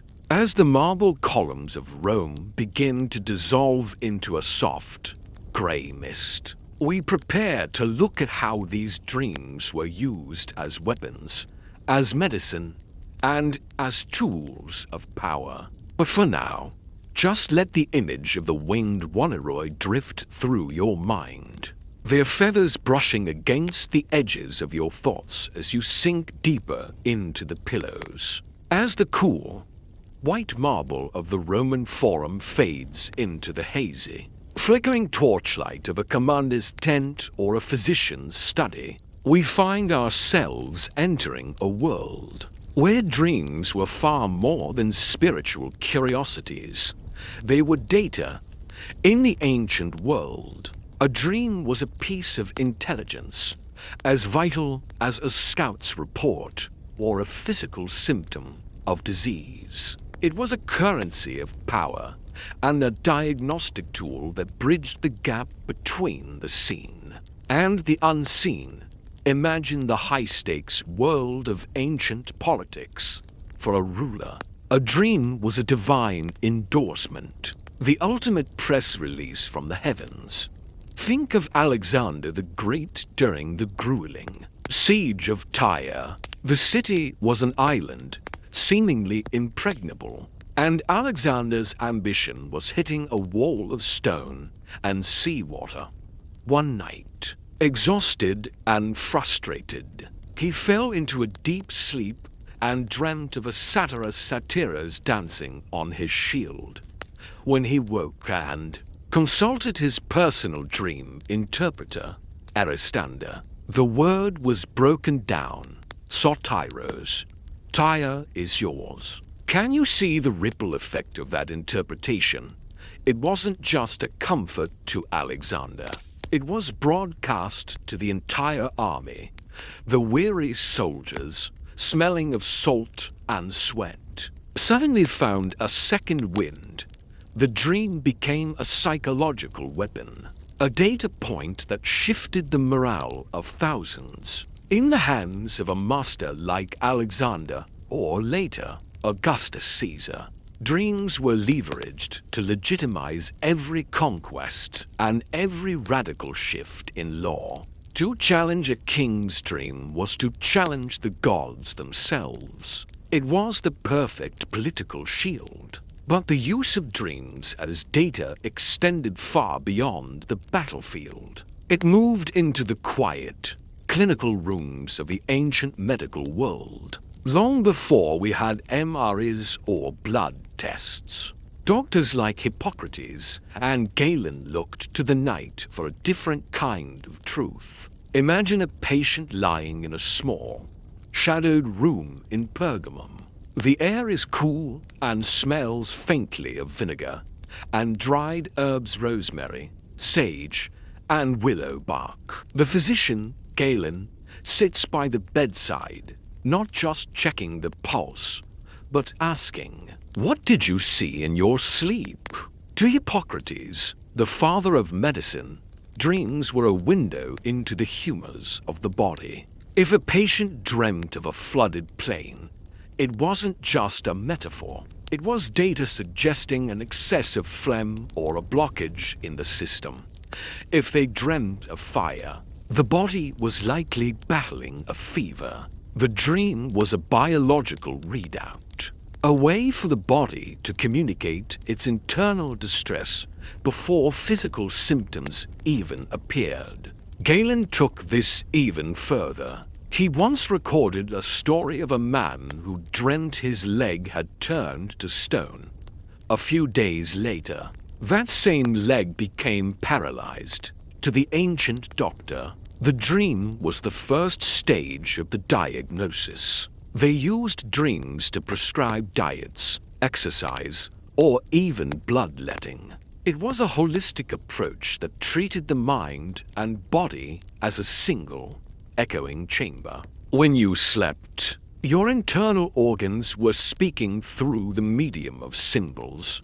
Yet, there was a darker, more manipulative side to this data, because dreams were so deeply trusted. They were ripe for exploitation. Imagine a corrupt priest or a political rival planting a dream.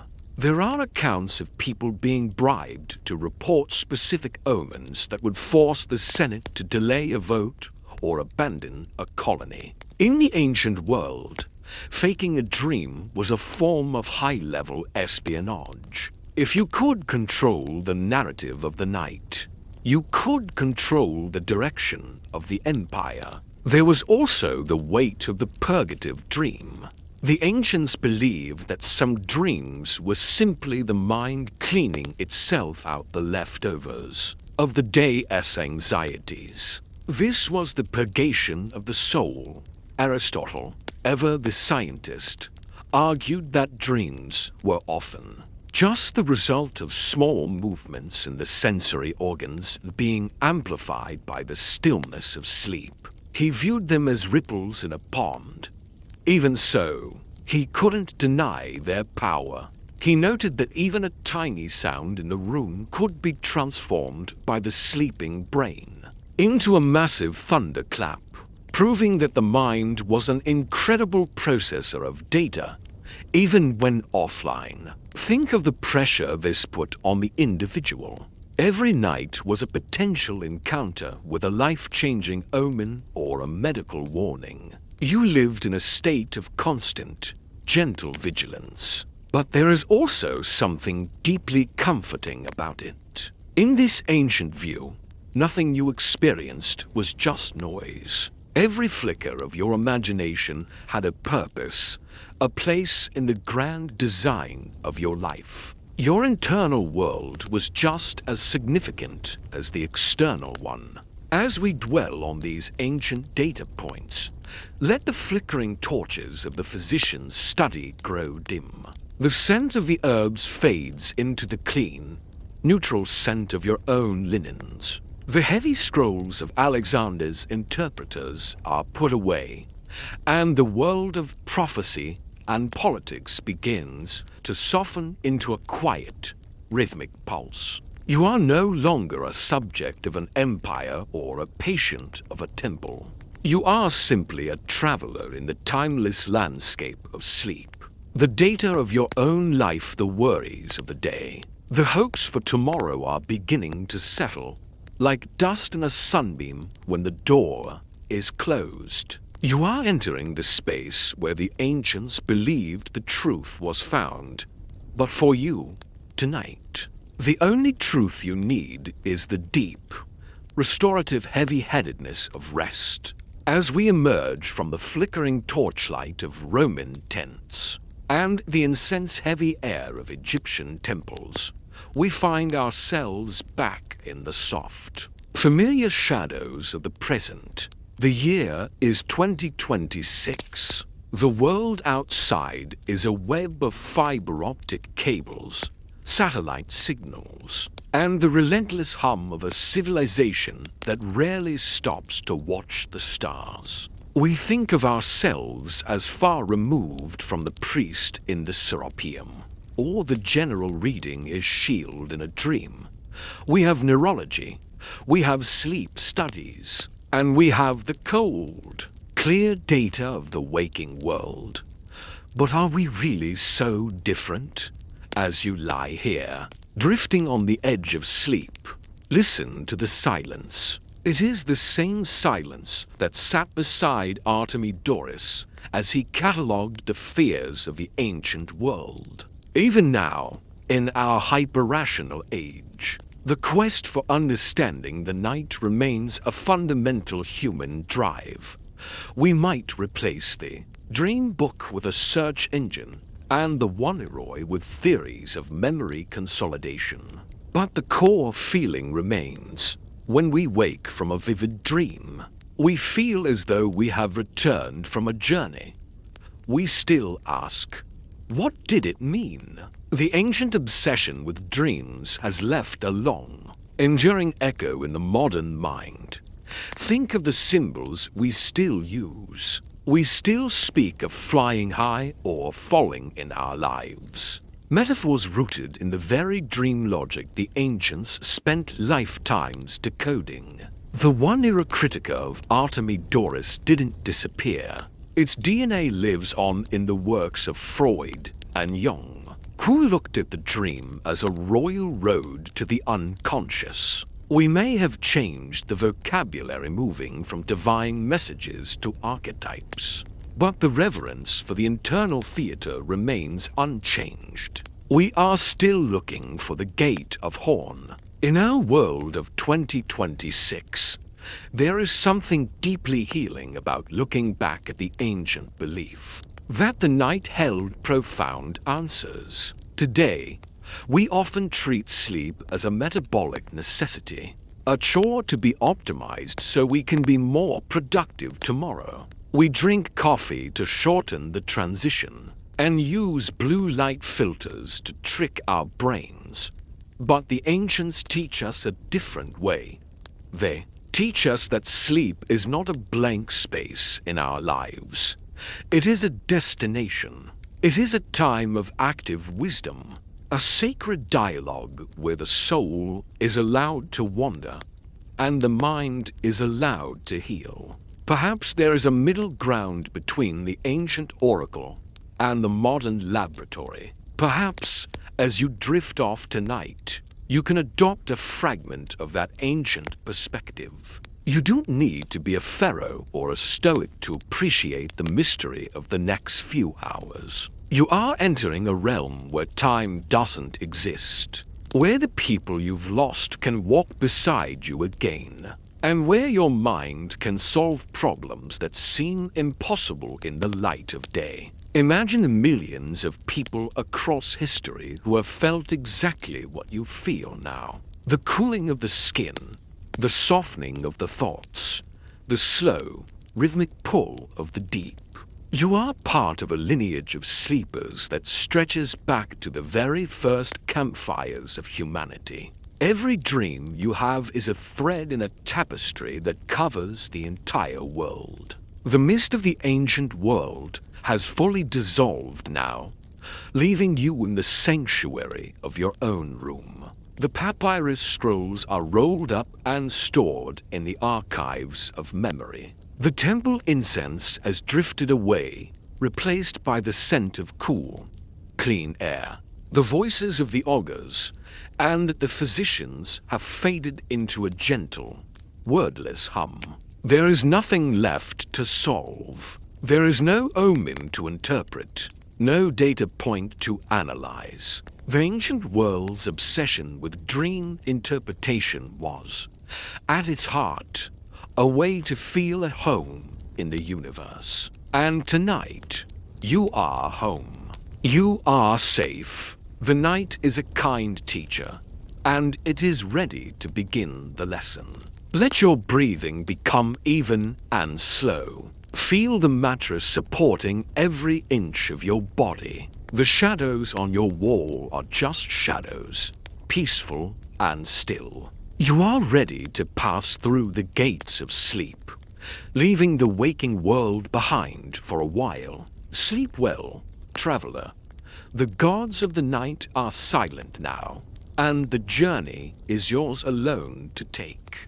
Close your eyes. Let your shoulders drop away from your ears and feel the weight of your body settling into the mattress as if you are sinking into a soft, cool bed of moss deep within a quiet forest. Imagine the modern world, with its sharp edges and its constant digital hum, beginning to dissolve. The blue light of the screens, the distant sound of traffic, the ticking of the clock, all of it is being smoothed away by a gentle, rolling mist. You are traveling far back into an age where the only sounds were the wind in the trees, the rhythmic strike of a hammer on stone, and the low resonant chant of voices, echoing in a space so vast it felt like a piece of heaven had been captured on earth. Tonight, we drift into medieval stone skies. We often look at modern skyscrapers, those shimmering needles of glass and steel that pierce the clouds, and we marvel at the engineering. But those giants have the benefit of cranes, computer-aided design, and the brute strength of reinforced concrete.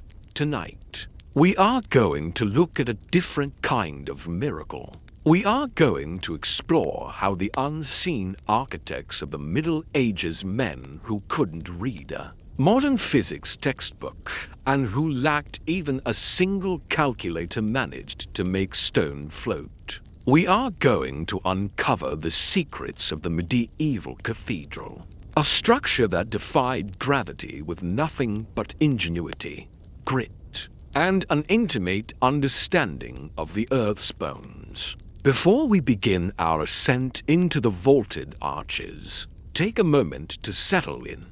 If you find value in these quiet journeys, perhaps consider subscribing to our little corner of the night. And I would love to hear in the comments what time it is where you are and which part of the world you're drifting off from. Now, let the darkness become our canvas as we unveil the forgotten brilliance of the stonemasons. Imagine standing in a field in northern France in the year 1220. The air is crisp, smelling of damp earth and the sharp, resinous scent of freshly sawn oak. Before you rises a structure so immense it seems to challenge the very sky. This is the impossible challenge of the Gothic age. In a world without steel beams, how do you build a wall of stone nearly 150 feet high and then pierce it with windows so large they seem to replace the wall itself? How do you prevent thousands of tons of limestone from simply pancaking into the mud? The answer doesn't start at the top, with the spires and the stained glass. It starts beneath your feet.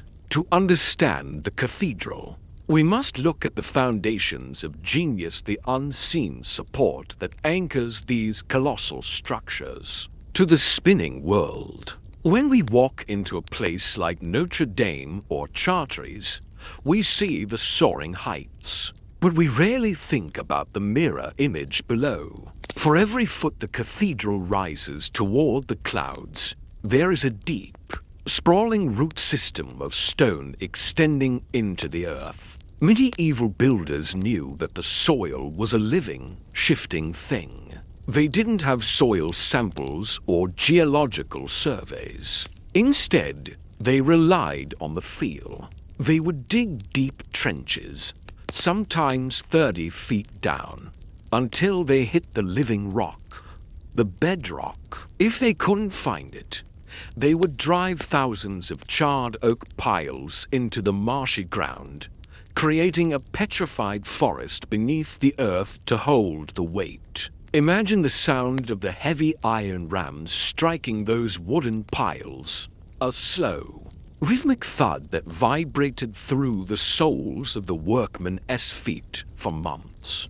Before a single stone was laid, the foundations were often wider than the walls themselves. A hidden limestone platform that distributed the immense pressure of the masonry. But even with a solid base, stone is a difficult mistress. It is incredibly strong when you push down on it, but it is weak when you push it from the side. This is the great secret of the cathedral. It isn't just a building, it's a constant, frozen battle between forces. As we move our gaze from the ground to the walls, we encounter the ingenious role of the buttress. In the older, Romanesque style, walls had to be incredibly thick, 6, 7, even 10 feet of solid stone just to stay upright. They were dark, fortress-like spaces with tiny windows. But the Gothic architects wanted light. They wanted the lux nova, the new light that suggested the presence of the divine. To get that light, they had to thin the walls. And to thin the walls, they had to move the support to the outside.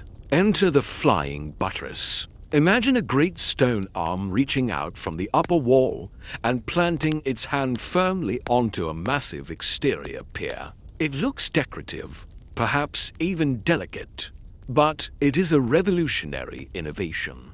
The roof and the vaults are constantly trying to push the walls outward, like a person trying to push their way through a crowd.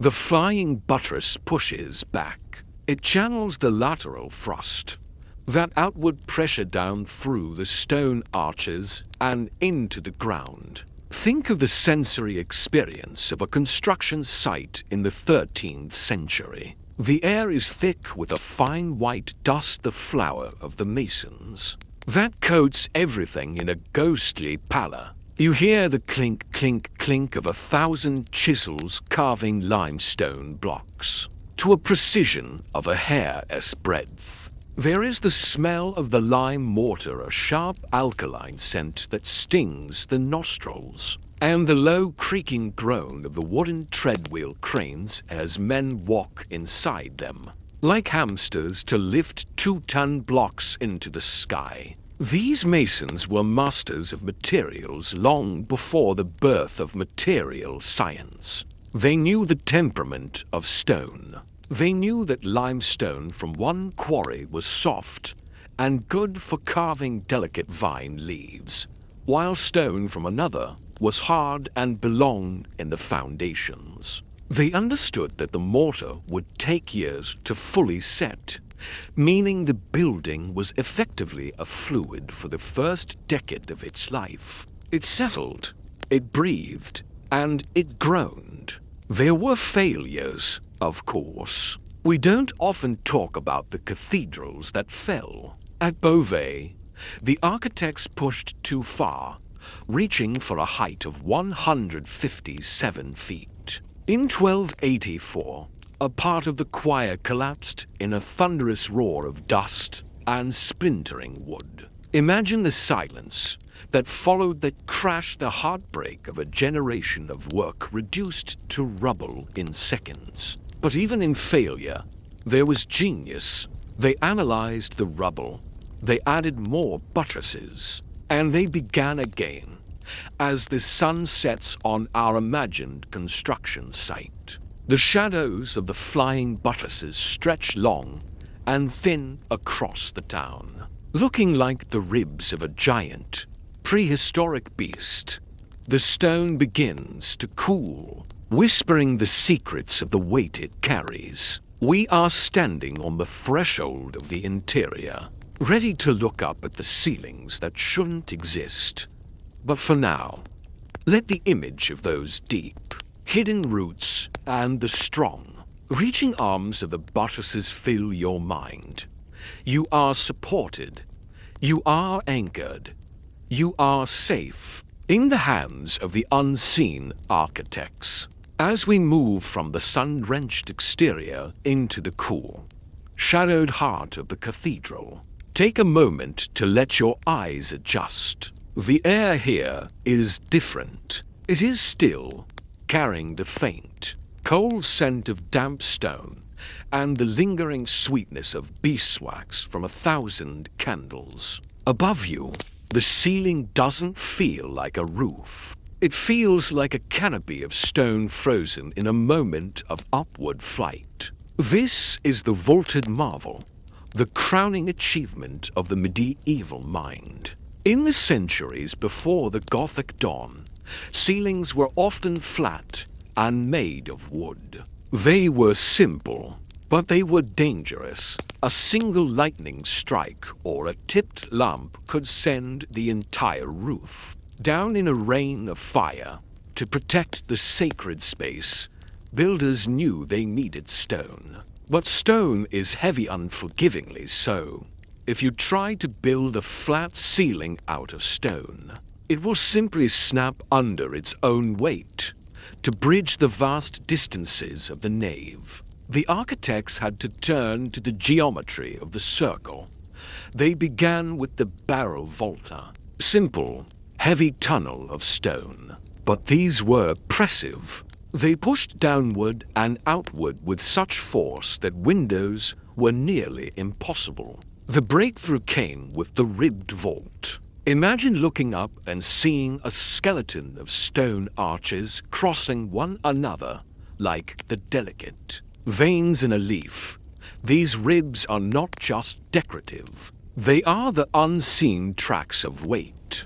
Instead of the entire ceiling pressing down everywhere at once, the weight is gathered by these stone ribs and funneled precisely down into the corners, onto the slender pillars. This allowed the space between the ribs, the webbing, to be built of much thinner, lighter stone. It was like moving from a heavy winter coat to a lightweight frame of silk. Think of the master mason standing on a wooden scaffold, 100 feet in the air.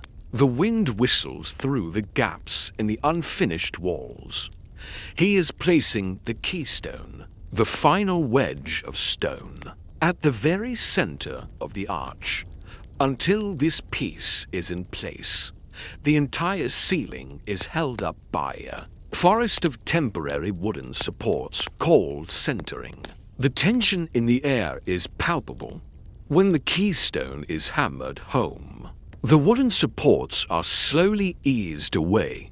The cathedral begins to groan. This is the sound of the stone finding its seat. Thousands of tons of masonry shift by mere millimeters, locking together in a permanent embrace of gravity. The keystone is the conundrum that solves the puzzle. It is the single point where all the opposing forces meet and find peace. Without it, the ceiling is a pile of rocks. With it, it is a miracle. As you look up in your mind's eye, see how the ribbed vaults create a sense of rhythm. They draw the eye upward, away from the heavy earth and toward the light. The shadows pool in the deep recesses of the arches, creating a sense of infinite depth. It is a geometry that breathes.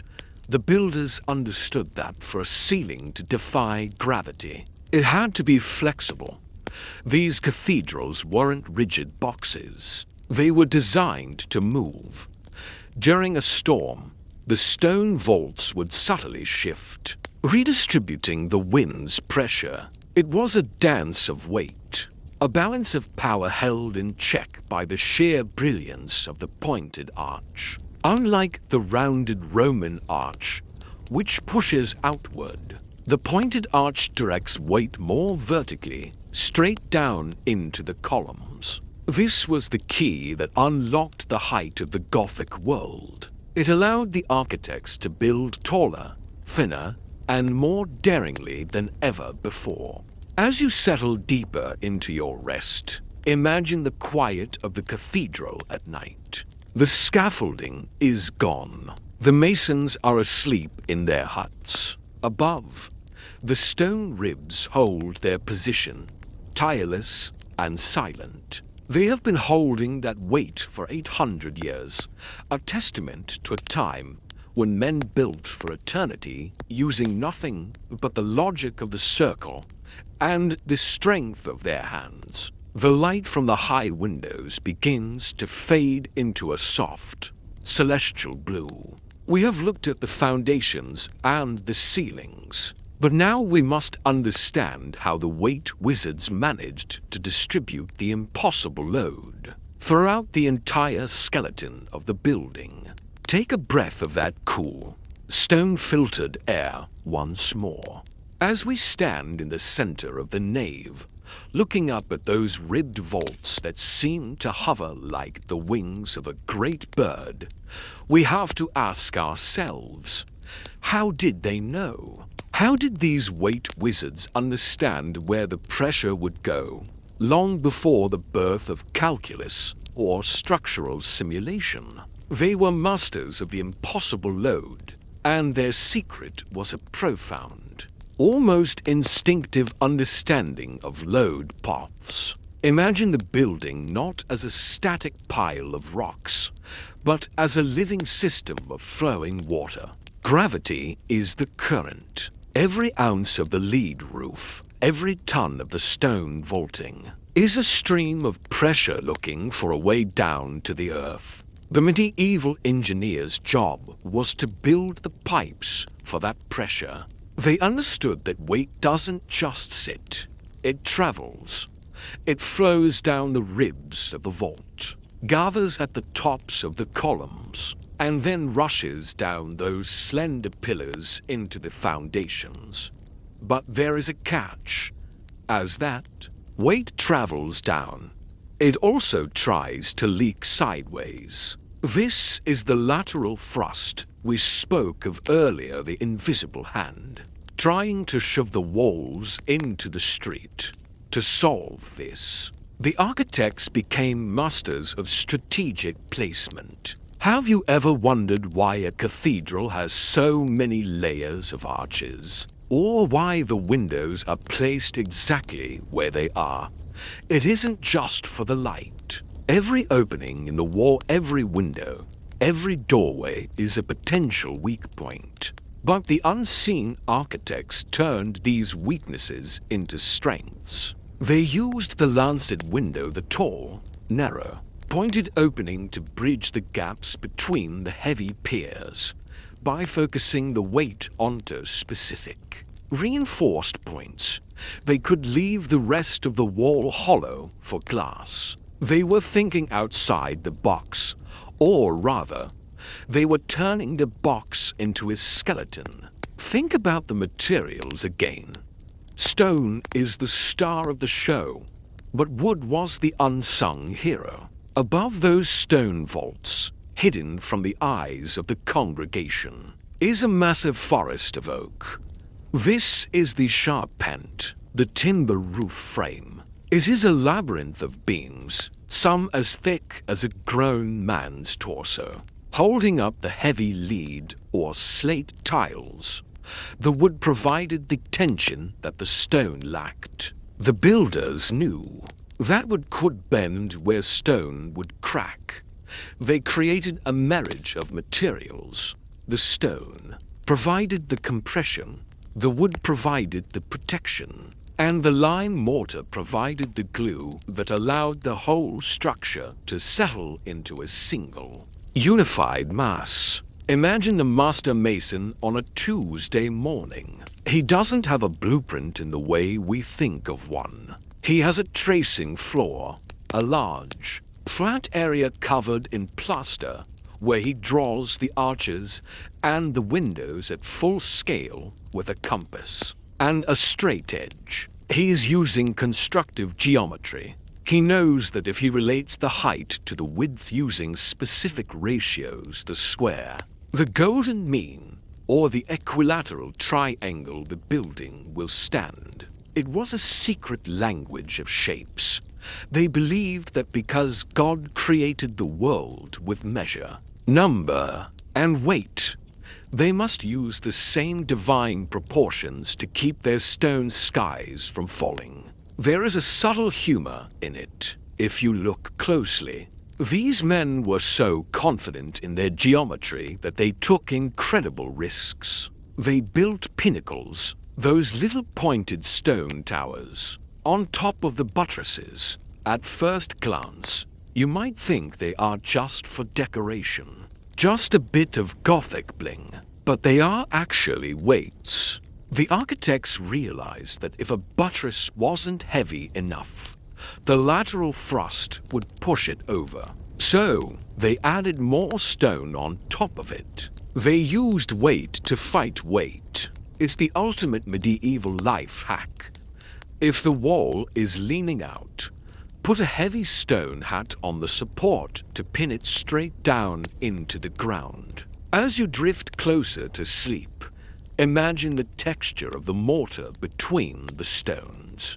It wasn't the quick-drying cement we have today. It was a slow, patient mixture of lime and sand. It took years, sometimes decades, to fully carbonate and turn back into stone. This meant the cathedral was soft during its construction. It could lean, it could settle, it could find its feet without shattering. The building was a slow-motion conversation between the earth and the sky. The sounds of the hammers have long since faded. The dust has settled. What remains is a perfectly balanced system of forces, a silent orchestra where every stone is playing its part. The weight is no longer a burden. It is the very thing that keeps the building together. The pressure from the roof keeps the stones of the arches squeezed so tight that they cannot move. It is a paradox. The weight is what makes the structure weightless. We are almost at the end of our journey through the stone. The light is growing dim, and the great bells in the towers are silent, waiting for the morning. But before we leave this sacred space, we must look at the legacy these unseen architects left behind, and what their ingenious silence has to teach us in the modern world.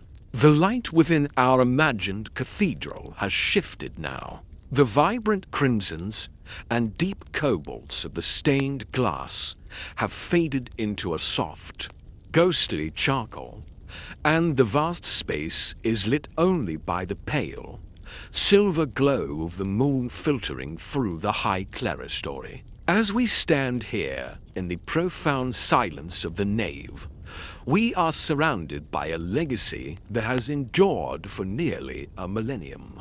We are standing inside the mind of the Middle Ages, and it is a space of staggering intelligence. The enduring power of medieval engineering is not just a matter of luck. It is not merely that they used a lot of stone.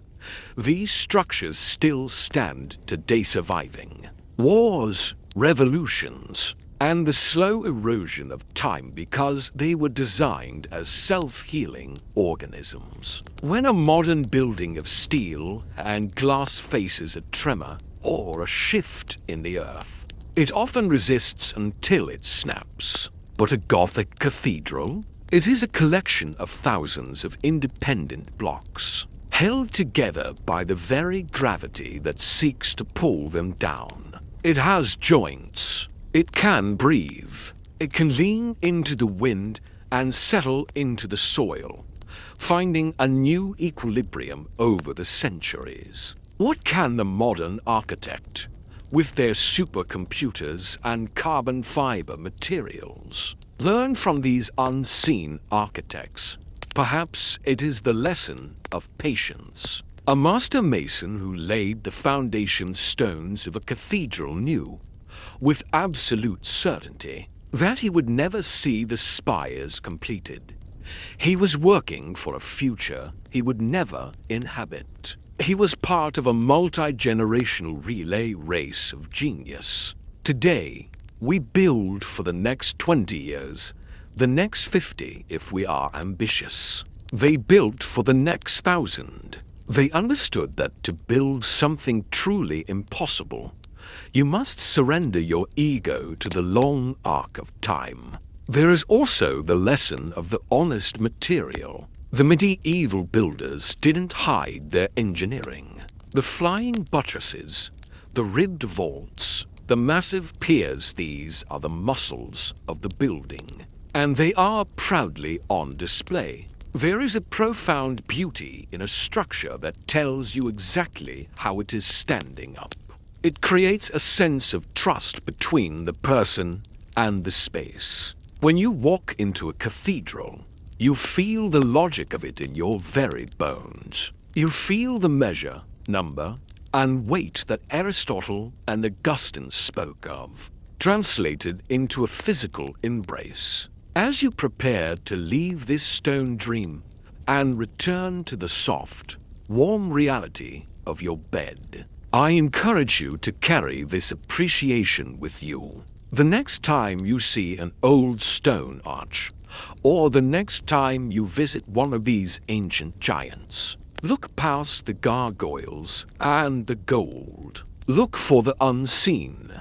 Look for the way a pillar widens at the base to meet the earth. Look for the way a buttress reaches out to catch the weight of the sky. See the genius in the silence. These men whose names are mostly lost to us, whose faces are forgotten, and whose tools were simple iron and would conquer the air. They made the earth's heavy bones reach for the heavens, and they did it for you, so that centuries later, you could stand in the impossible and feel a sense of peace. The shadows are pooling now in the vaulted arches, and the scent of cold stone is becoming a distant memory. The rhythmic pulse of the medieval world, the hammer, the chant, the creak of the crane is slowing down, merging with the slow, steady rhythm of your own breathing. You are drifting away from the stone skies and into the velvet dark of a deep,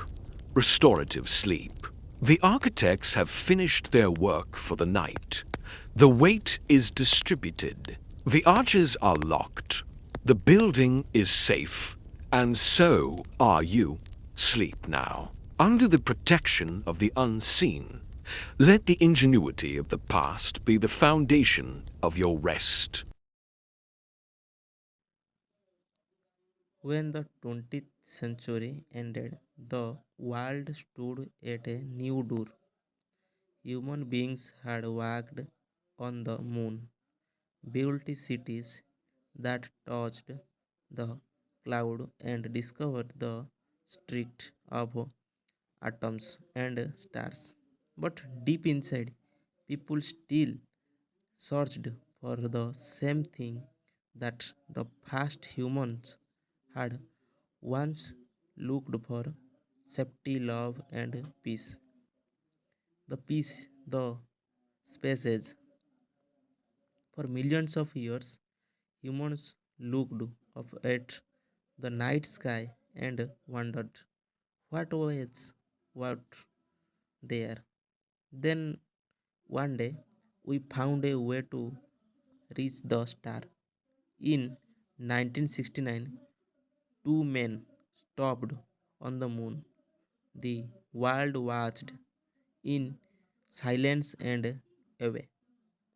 It was not just about technology, it was about courage, curiosity, and the dream of exploring the unknown. Soon, machine and called satellites were sent around Earth. They began to take pictures of clouds, forests, cities, and the vast blue oceans. For the first time, we saw our planet as one, small, shining, and fragile, floating in the darkness of space. The lesson was clear. Humans may come from different lands, but we all share one home. The earth is our only ship through the great sea of time. In the years that allow followed, technology grew faster than anyone could imagine. Computers became smaller and smarter. The internet connected people across country, countries and cultures. Phones became like friends, always near, always speaking words, pictures, and ideas. Began to travel faster than light. But as people got closer through screens, some grew apart in spirit. Information became easy to find, yet true wisdom became harder to hold. Some people used power to help others, but some used it only for themselves. Still, in every corner of the world, there were quiet voices, teachers, scientists, artists, dreamers who kept the flame of kindness alive. They believed that progress must serve life, not destroy it. Age of climate awareness.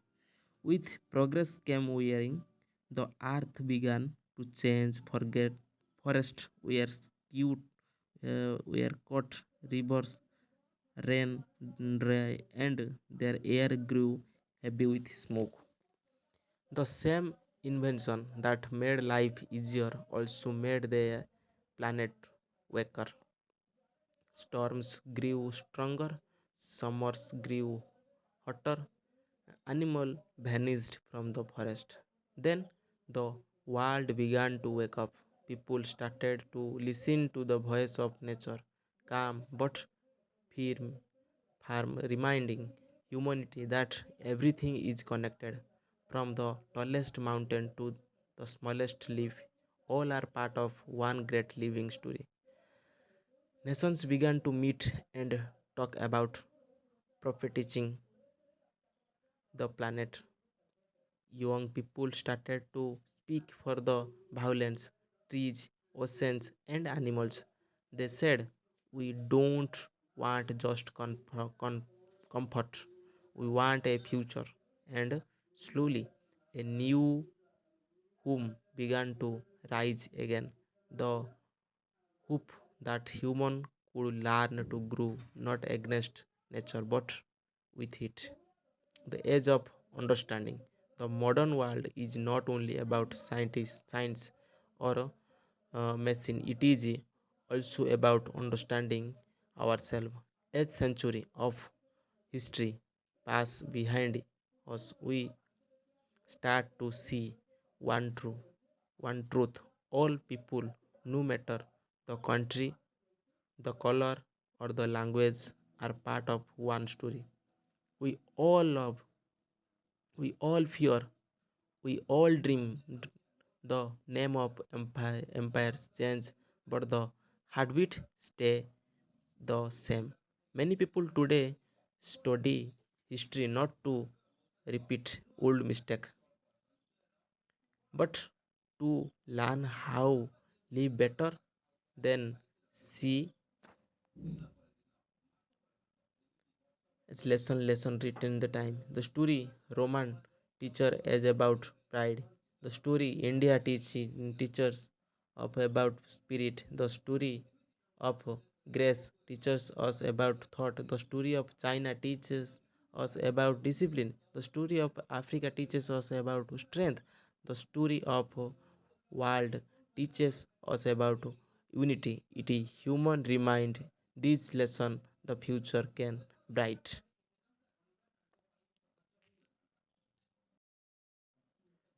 The future, the next chapter. Now, as the 20th century grows, humans are moving faster than ever. Machine can think, car and drive themselves about small robots explore Mars. Artificial intelligence helps people write planet and learn. Technology is becoming like a mirror, showing us who we are and what we might become. Yet the deepest question remains, what does it mean to be human? Maybe the answer is simple, to help one another, to learn without pride, to build without greed, to love without measure. History is not only the past, it is also a bridge to tomorrow. Every action today become a line in the story of future. The essential message, if we listen carefully, the voice of time still speaks quietly and patiently. Everything changes, but truth, kindness about love and remain. The pyramid may fade, the empire may turn to dust, but the goodness in one heart can light the world for centuries. So let us keep building not only cities and machine, but peace, friendship, and understanding.